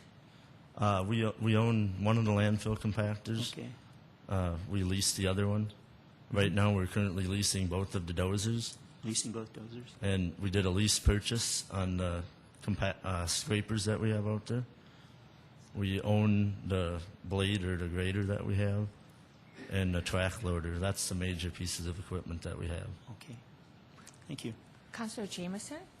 Well, it brings a question I was going to ask earlier. Typically, a lease purchase is more expensive than outright purchase. Why are we lease purchasing and not doing outright purchase? One of the reasons that we did that is because of the dollars that we didn't have available. We were almost potentially forced into doing that. That's one of the reasons why you're going to see the increase in the fleet rental fee, is so in the future we have a choice of whether we want to lease or whether we want to outright purchase it. The lease purchase, what it's going to allow us to do is push out the purchase of those scrapers for 3 years. If you remember, it was a 3-year, $7,500 lease. And at the end of that, we plan on purchasing that piece of equipment. And that'll get us back into the purchase for the scrapers. The landfill compactors, the reason that we lease those right now is because after they've been used for 7,500 to 10,000 hours, the return value on those is very minimal. In fact, it's almost hard to get rid of them. They don't carry their value like the scrapers or the dozers. So we will potentially continue to lease those, but we will look at both options when we get to that point. And I think Mark indicated earlier you were going to lease purchase 18 graders? And why would that not be a time to purchase rather than lease purchase? That can be about a $7 million purchase, and so it's very similar to bonding a large capital project. You essentially can spread out those payments. And so in some regards, as we compare, if we are renting 36 blades for $700 and nearly $50,000 a year, we can potentially do a 5-year lease purchase for a slight increase over that, and we've been told that it may be even close to that. The one key thing that we would have is we wouldn't have all the additional labor on the front side and on the back side of that 5-month snow window to outfit and de-outfit them. We also could get the benefit of using them as we have certainly plenty of gravel roads to maintain as well, but then come the next fall, we don't have to go through that same cycle again of replacing tires, inserting radios, putting amber lights. And so from our perspective, we also then have something at the end of it. One of the things that we see with the local contracting market is on dozers, scrapers, blades, those pieces of equipment that the other large contractors in the area need, is that when the city of Sioux Falls does those, we also buy the maintenance package that comes with them. So all program maintenance also gets done by the contractor that we buy them from, be it CAT, RDO, of those types of. And then what they see is, number one, usually lower hours than on the private side, but then also the program maintenance schedule, and in many cases the residual value. If we go to Iron Planet or open auction, we get a very good residual price. And so we'll bring those numbers to you on that. You could be seeing some of those discussions in council October timeframe to discuss lease purchase of that. Well, I would think that it would be cheaper to buy on a contract than to lease purchase. I don't know, it just seems like that would be the cheaper way to do it than to lease purchase, because typically you pay a little premium at the end in a lease purchase that you wouldn't pay normally. So. Right. I understand, and it is. By far the best way to buy equipment is cash. But there are as many cases in the levels of expenses that we need for our system that sometimes that just isn't possible without multiple years to fund a program. But we'll certainly be looking at all those options.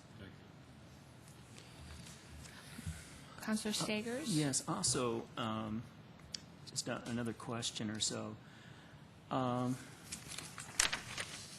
It looks like we're going to be spending about $860,695 on independent contractors. For example, we're going to be spending $42,000 for yard waste removal, leaf site hauling, and so forth. Then we're going to be spending another $275,000 for material disposal, transportation contractor, all that. Could you say something about at least those two issues? Yeah, and we can. I mean, what yard waste removal? Why are we spending $42,000 for, an independent contractor to do that? Or, right. Yeah. Jason, you want to give some history on that as well?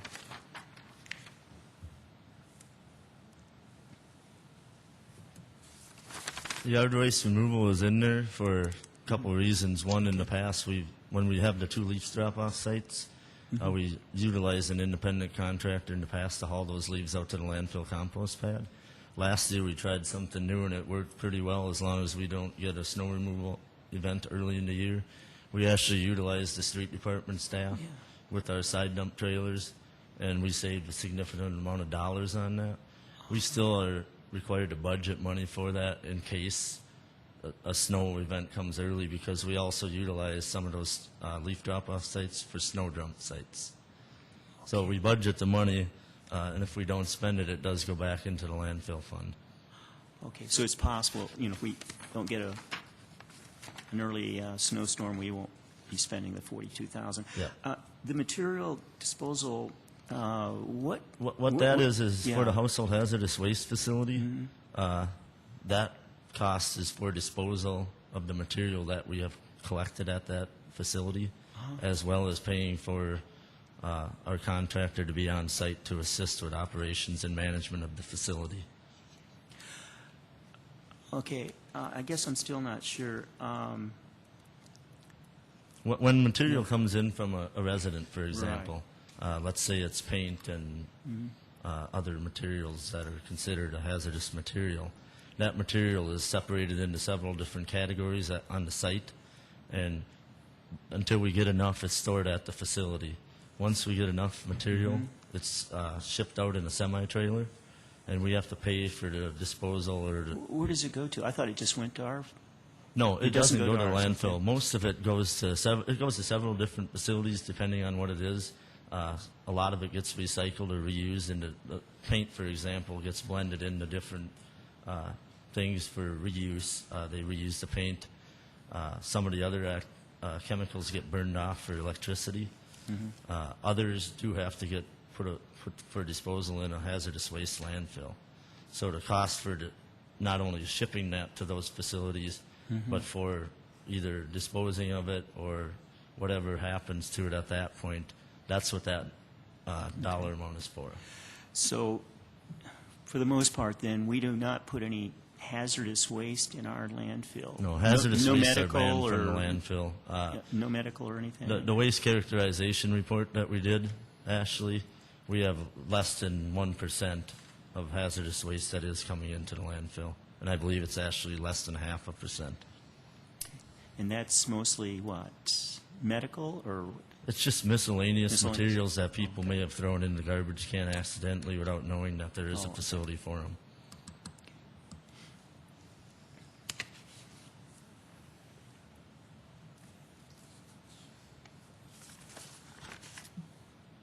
Okay, sanitary landfill by program. There's a lot of different pie slices there, so the next sheet is easier to read. Sanitary landfill is the primary program that you'll see the increase of. There's nominal increases in household hazardous management, environmental. Environmental is a division within Public Works that is funded by, partially funded by the landfill, until you'll see programs of that nature. Leaf drop-off, Christmas tree drop-off, and tree grinding, each seeing nominal increases. Okay, sanitary landfill notable changes. As you break down those categories, we've pulled those particular line items. We've talked significantly tonight about the rental increase, and then the other ones are somewhat nominal. Professional services, we know that the landfill and the community, we are certainly at a point where we know we've got to take recycling to the next step, and certainly intend to. And so we've got dollars in there this year to start really looking at what our next step will be. We've got permits to keep current, and so there's dollars available there. And also the annual report. Sections of that report are required by the South Dakota DNR, and it's certainly a good tool for you and also our office as we manage the landfill on a yearly basis. We also, at public drop-off areas, the street department paving crew will be paving some of those areas, and that dollar amount there, the $50,000, is for the material that's been budgeted. Supplies and materials, $341,000 in diesel is a notable highlight, and also we've seen utility and electric rates go up as well. Councilor Stagers, Yeah, sorry. Mark, you mentioned that planning to take recycling to a new level. Can you say something more about that? Well, I think just in the coming months, we've certainly seen that, and we've heard from the citizens that we think that they're ready to probably go to another level of recycling as far as the requirements of what we would like to keep out of the landfill. As you know, right now, I believe it's a 9% target for the haulers. And so not only in percentages, but education is going to be key, how it's potentially collected. And so in this planning period from now till the end of the year, we expect to look at options, and then we'll be bringing them forward to you. Yeah, because when it comes to increasing recycling, the major voice I've heard to increase recycling is the recycling business. And Well, there are certainly businesses that, there's 2 recyclers in town. They are certainly going to see additional business if we increase that amount. Yeah. But we certainly think that it's important to keep and divert as much of those recyclable materials that can be reused out of the landfill.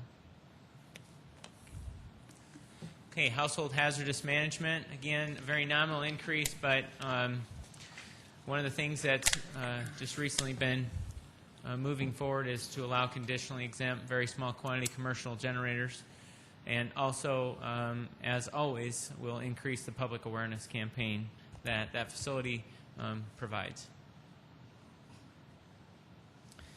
The environmental division, one of the items that you're going to see is that there's pharmaceutical drop-off program. Currently, there are some pharmacies in town that, if they have old pharmaceuticals, they have their own internal procedures of how they handle those. But if you're a customer and you drive up to your pharmacy, they typically won't take any of your old prescription. And so we certainly want to try to divert a lot of that so people don't flush them or rinse them down their sinks. And so one of the things that we are going to start in the incoming year is to actually have an area potentially and program it for at least 1 day a month at the household hazardous. That'll require one key thing that we haven't had to do in the past is really staff it with a police officer. And so most of those dollars are really to cover the additional time that it would take to have that police officer on staff.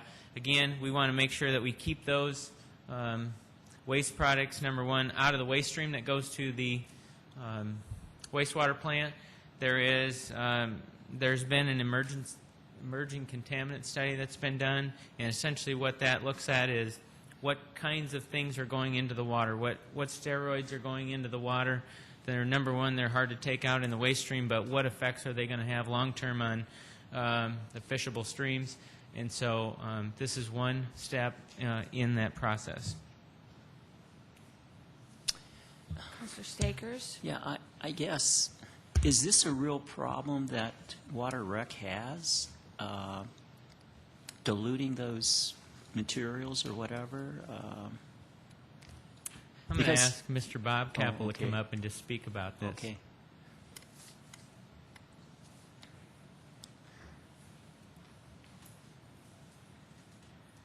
Bob Capel, the environmental manager. I wouldn't classify it as a water rec problem. It's an us problem. Our society uses a lot of chemicals, and we use pharmaceuticals to improve our lives. But obviously, we do know that there's a significant number of pharmaceuticals and chemicals that we use that get old, that cannot longer be used, maybe that type of thing. And we're trying to prevent those pharmaceuticals from being disposed of into the sanitary sewer and into the landfill. There is a lot of study out there right now that is showing indications that there is a potential for health concerns, but nothing has been proven. But there are significant studies out there showing that pharmaceuticals and these emerging contaminants are causing harm to the environment. And what we're attempting to do is basically be a responsible community. For a small amount of funding that we're proposing is to try and give an opportunity for people to take them to our household hazardous waste facility, have them properly disposed so they don't get into the environment. Yeah.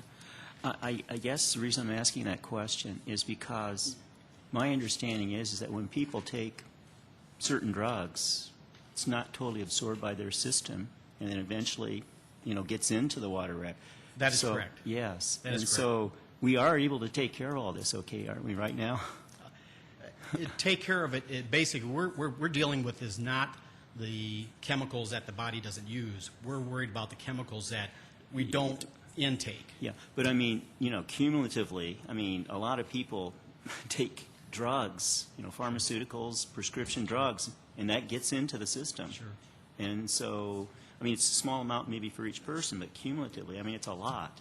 But we are able to take care of that okay. There's no proven human health effect by these emerging contaminants at this point, Okay. but there is proven documentation of impact to aquatic life in that type of situation, and that's what we're trying to prevent. We're trying to be out a little proactive out there.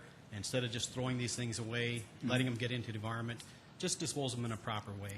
And Yeah.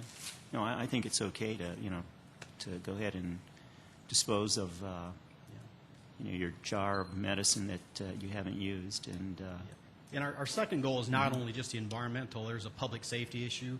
The second goal is basically there is a national problem where children especially are becoming overdosed because of excess pharmaceuticals that are left in the homes, and this will also help in that situation. As an example, I just read a study where Oregon, 77% of the pediatrics, people that go into the hospital are there because of chemical overdoses, because of poisonings. And so it is a twofold. It is there to protect the environment, but also get those chemicals out of the home so they don't provide an opportunity for teenagers to abuse them or children to basically take them and have poisonings.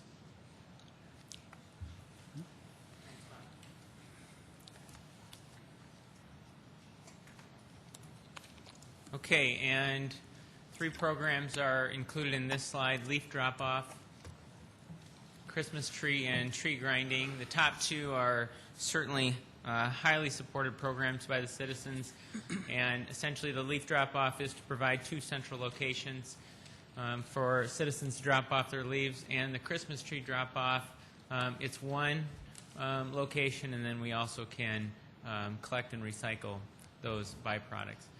The tree grinding is something that we certainly contract that work out. There are potential opportunities that are going to come to us in renewable energy that the cost of this program may go down, but essentially as it is today, there is, as that bullet says, thousands of tons of trees are diverted from the landfill because they are large grinders come to the landfill and grind up the material, and then we use it for side slope protection to battle some of the erosion issues that we have at the landfill, and then also it's also free of charge. So good programs. Okay. You are now at the halfway park. are we? I'll pick up the pace at this point. Okay, water.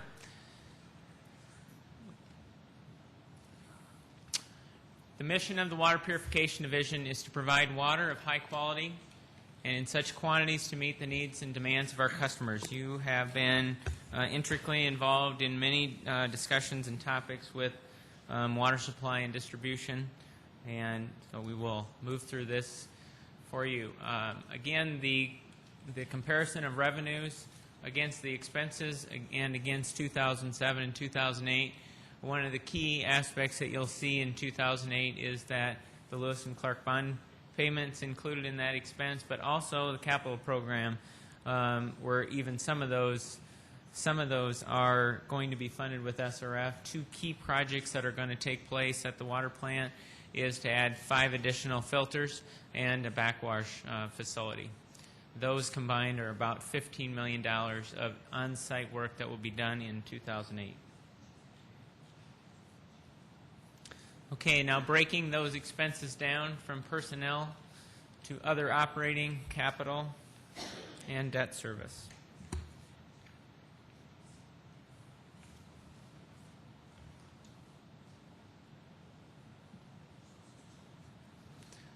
There's those programs in the pie chart. Okay, now by program, starting at the water plant, and essentially you'll see that when those large projects, those large capital projects hit the budget, we show them as an expense, even though that there's a substantial amount of those will be used SRF loans. The majority of the other ones have just very nominal increases, but we will talk to each one of those tonight.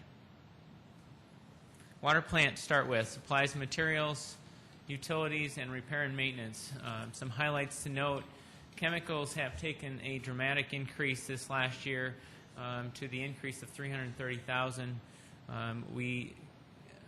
There are other utilities that run the plant, but really the electrical energy, we're one of the customers of the light division, and those costs have gone up correspondingly as well.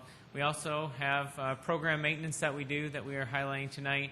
There are many things that are included in that line item. There is horizontal wells that some of the catwalk systems have used their useful life. There is doors, similar things of that nature that throughout the plant and the well fields that we're making those necessary improvements. Water conservation, a fairly nominal increase here of $15,000, but just some stats to date. Nearly 6,500 toilet rebates have been received. Over 4,000 washer rebates have been received since the inception of the program. And our expected savings in water is shown there of 387 million gallons. There's been over 3,200 water conservation kits distributed, and in the adding of the rain sensor rebates, there's been over 400 of those rebates brought forward. Utility billing and metering. One of the things that this operation does is it does the billing for water, water rec, and lights. And we talked somewhat about this new software, and this new software is going to be shared the cost between lights, water, and water rec. It's going to allow us to really have some nice online features for the customers. People will be able to go online, query their own reports, really look at what their water usage is. Currently, if we read water meters, if you're on the wireless system, twice a day. There is going to even be an advent of once we establish your normal usage.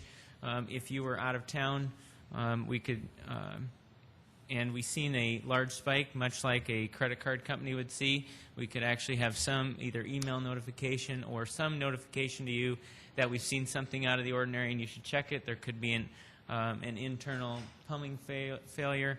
And so there are many things that will come with this new software that we're excited about. There are many people in town that own multiple properties, and so we can bill those multiple properties in that with this new software. And also with the online bill payment, we can also accept credit and debit cards. Engineering notable change. Approximately every 5 years, we like to do a very detailed update to the water distribution master plan. One of the key aspects of this one will be not only all the new growth and the topography, but also the advent of Lewis and Clark as it comes online, and with their our new shared tank at 85th and Kiwanis. We're going to see some good data out of this next modeling effort, so we're excited to take that project forward, and that's the major increase that you see in professional services. System repair is we've seen just an enormous increase in ferrous metals, and so we're making that correction, and so we've highlighted those additional costs. And new connections. We've also, this is correspondingly very similar, is that the ferrous metals have gone up considerably. Just recently you supported us in adjusting the rates that we charge for those new connections, but essentially these are the expenses that are reflected. Water reclamation. The mission of the Sioux Falls Water Reclamation is to collect and treat wastewater in a safe, reliable, ethical, and cost-effective and customer-friendly manner in accordance with state and federal regulations. Water reclamation comparison budget from 07 to 08. We've seen increases in both the expenses and revenue. Recently, you've seen in the detailed rate analysis that there was, starting in January of 2008, we will enact a 19% increase in this utility. And then to break that down and where those differences occur are shown there, from personnel down through operating, capital, and debt service. We'll talk about the specific programs and where some of the notable increases are affecting this utility.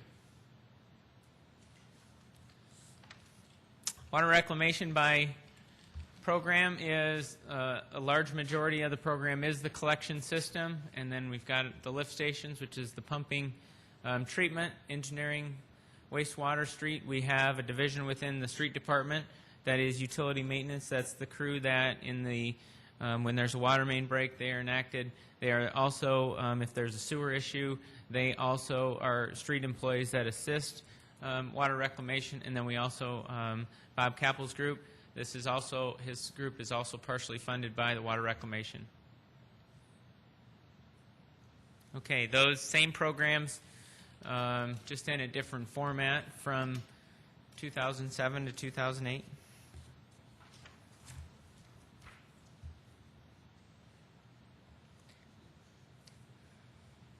Starting with wastewater street.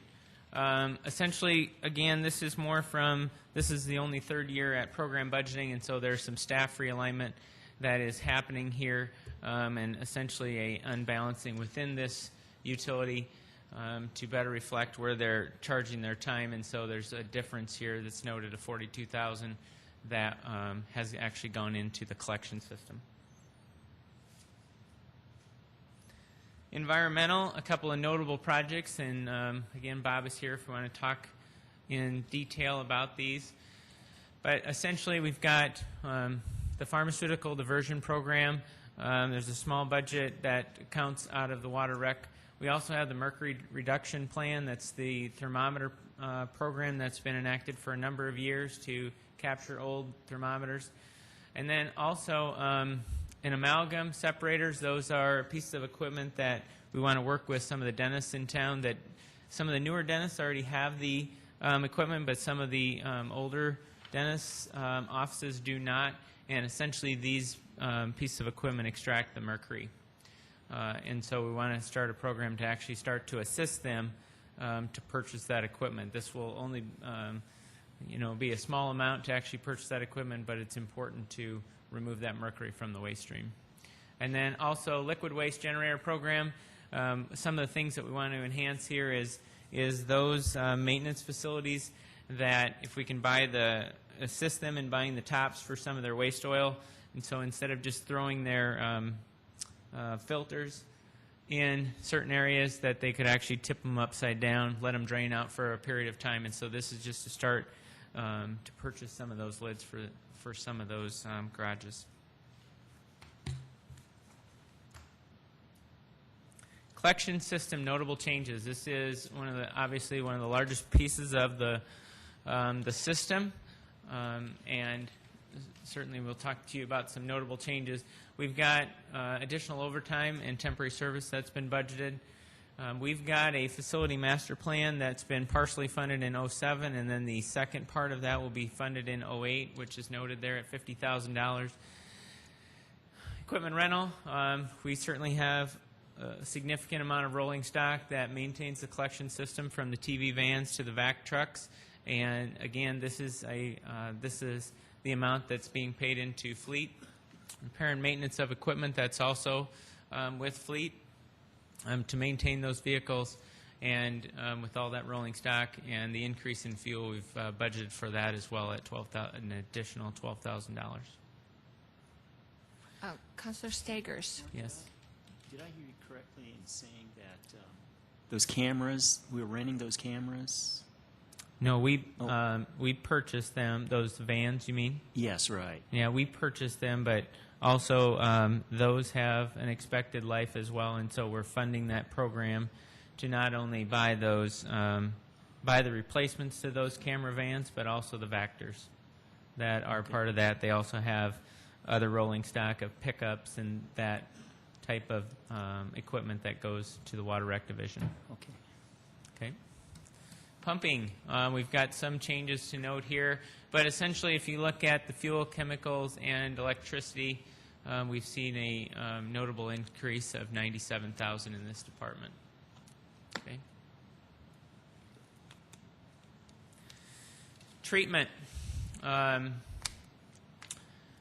Here again, we've got some program highlights to share. As the digestion process occurs, methane gas is given off, and we actually can capture that and use that to fuel generators. And every 25,000 hours, these generators are overhauled, and this is a program overhaul. The net cost in savings with the electricity that these generators create is about $34,000 per year. Water Rec is the other utility that the Water Billing Division bills its customers, and so it's also paying its fair share for the new billing software. The TMDL study, that's a total maximum daily load study. And one of the things that is, this is our portion of the study. Actually, Bob Capel is leading it. The DNR has received a notable grant, and one of the things we want to talk about is that total maximum daily load. That is basically how much pressure of pollutants can go into a stream and not have any impacts, or what are those impacts. And so we're going to look at essentially Sioux Falls, upstream of Sioux Falls and downstream, and actually have some good quantifiable data. And so we're lucky to be able to be the leads on that, and that's the contribution to the study that the City of Sioux Falls will be doing. Increase in utilities, electric, and storm drainage budget number is just under $90,000. Engineering, notable changes. We have the ability now in recent years to actually have a hydraulic model, a dynamic hydraulic model that as growth occurs, we can update those models each year, and so we've got a program line item for that work. We've also, for some of the old lift stations in town, we've got some unrecorded force mains, and so we've got a budget number in there to not only go out and make those locates, but also set some markers at those locations, so it can actually help our utility locators locate those mains in the field as construction occurs. Next division is Fleet Revolving Fund. We've heard a lot about Jeff Weber's Fleet Revolving Fund, and now we finally get to talk about it. Okay, the mission of the Fleet Management Division is to provide a safe, cost-effective, and productive fleet of equipment and vehicles to its partners. Its partners really are made up of public works departments, but also outside of public works through motor pool uses and other venues. But every vehicle that comes to the City of Sioux Falls goes through Fleet to get checked in and also get the decals and all of those items. Okay, a comparative chart of 07's budget to 2008. We've talked a lot about what the equipment has increased, and so the expenditures in here to purchase that equipment has gone up, and also Jeff has had to also program what those revenues are going to be and raise those revenues that the partners pay in to nearly match what that is. Essentially, it's a special revenue fund created within Fleet, or created within Public Works to best manage our vehicles. So not every department manages their vehicles. We've got one group that not only focuses on the purchase, but also the maintenance of our rolling stock. Okay, and breaking that down from personnel to non-personnel, very nominal increases in both of those. Total operating expenses as well. You will see again the capital expenditures is really the notable change that we're going to talk about. The programs within Fleet, again, the equipment replacement, the fueling system. We talked at the capital budgets. There is 3 fueling stations that are managed. There's a motor pool and also fleet maintenance. Those programs in just a different format comparatively against 2007 to 2008, and again very nominal increases in fleet management, motor pool, and fueling systems, and we've made a large increase in the equipment replacement. Fleet management. We need to budget for people that are eligible for retirement, and so we've budgeted accordingly. In many instances, those retirements may or may not occur in that year, but in the event that they do, if they qualify, we need to be poised to pay that, and so that's been budgeted. And also, similar to fleet, the IT system has a similar revolving fund of how the technology equipment is managed within the city, and those rates have also gone up. So we've showed you those two highlights tonight. Motor pool. This is within fleet. They actually have a motor pool, but as they use vehicles to not only go out and service vehicles but run parts, they pay their fair share for those vehicles as well to make sure that those are replaced. Essentially, as a new vehicle is purchased, those rental rates actually go down in what they call a double declining balance, and so we've seen a decrease in this line item by $7,500. Fueling systems. Again, there's 3 fueling systems, and there is increased cost for the fuel and dispenser equipment to account for any unforeseen repairs. We've got an enormous amount of use for the truck wash system. I believe it's over 600 vehicles per month, and so we've got some dollars in there to program for that. And then we also have the next stage of upgrading the fueling sites and the software is $38,000 to better accurately capture that usage and to bill its partners. Equipment replacement. Some of the items that are included in the replacement program for 2008. This amount is increased revenue. There's also a cash balance in the reserve fund. But here is some of the large pieces of equipment that are greater than $100,000 that will be purchased in 2008 or in some aspects potentially leased. The new compactor that Jason mentioned, a dozer, an excavator, snow blower, front-end loader, TV van with joint sealing equipment for the water reclamation division, aerial truck for the light division, and 2 additional sanders for the street division. Storm drainage fund. The last division. Storm drainage fund has really 4 key programs that we'll take you through tonight: storm sewer, engineering, collection, and environmental. Primary goal of the drainage and storm sewer system program is to safely convey urban runoff to the Big Sioux River. Recently, you supported, last fall, increasing the DSCR and RDC program nearly 80%, and those fee increases were enacted. The platting fee was also increased, and we'll start to see those increases of revenue coming in 2008. That was increased 35%. One of the things we've recently done is looked at how other cities in the region collect that storm drainage fee, and the fact that we collect it twice a year. One of the key things we know we're potentially missing out on is all the interest that could be gained through that fund.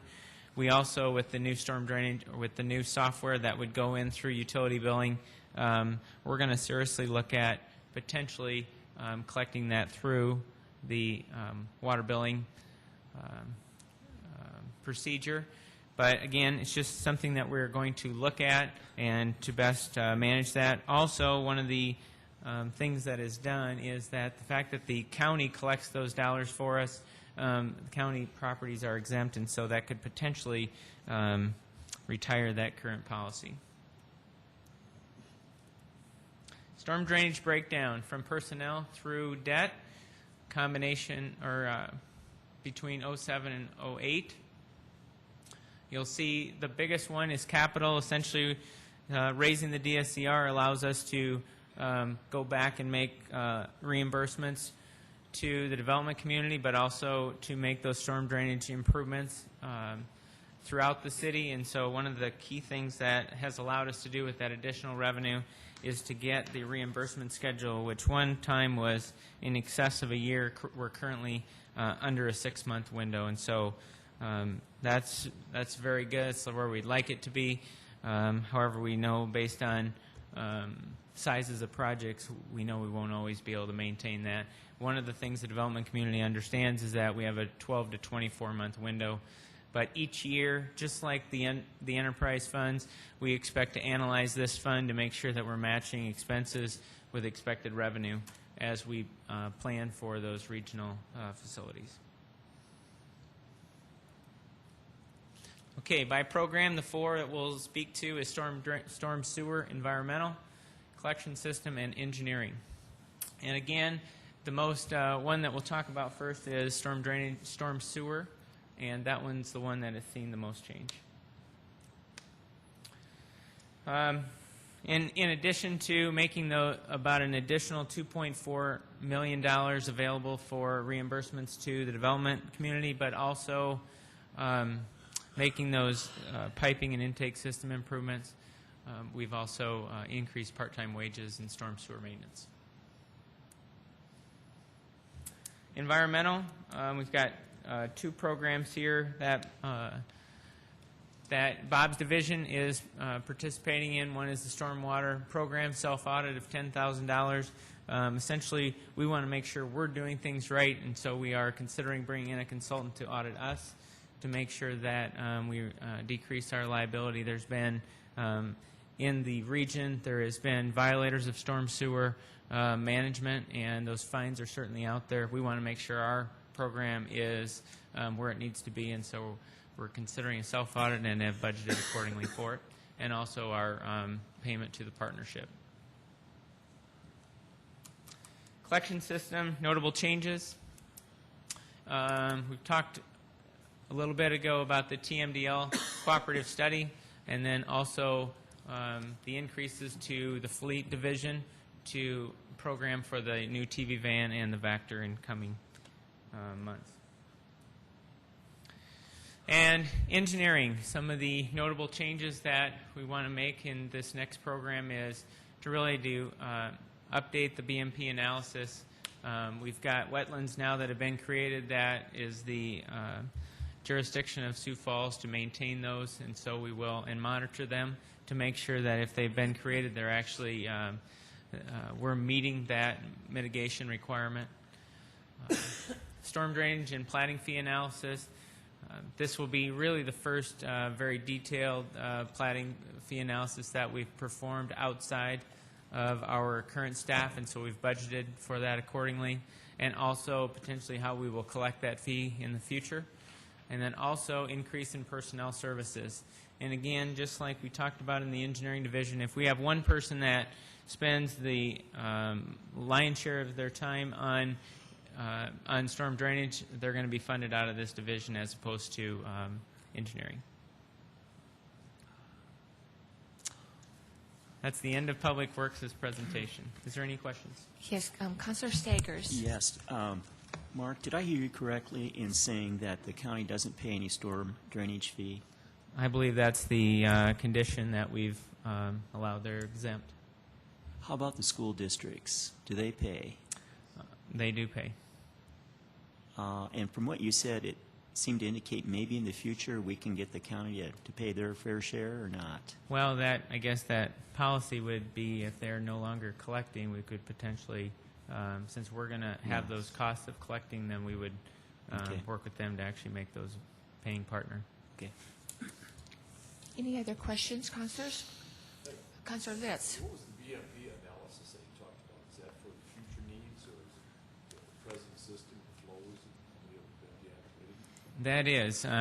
Essentially it's been a number of years since that's been updated, and as growth has occurred and some of those areas that were cited for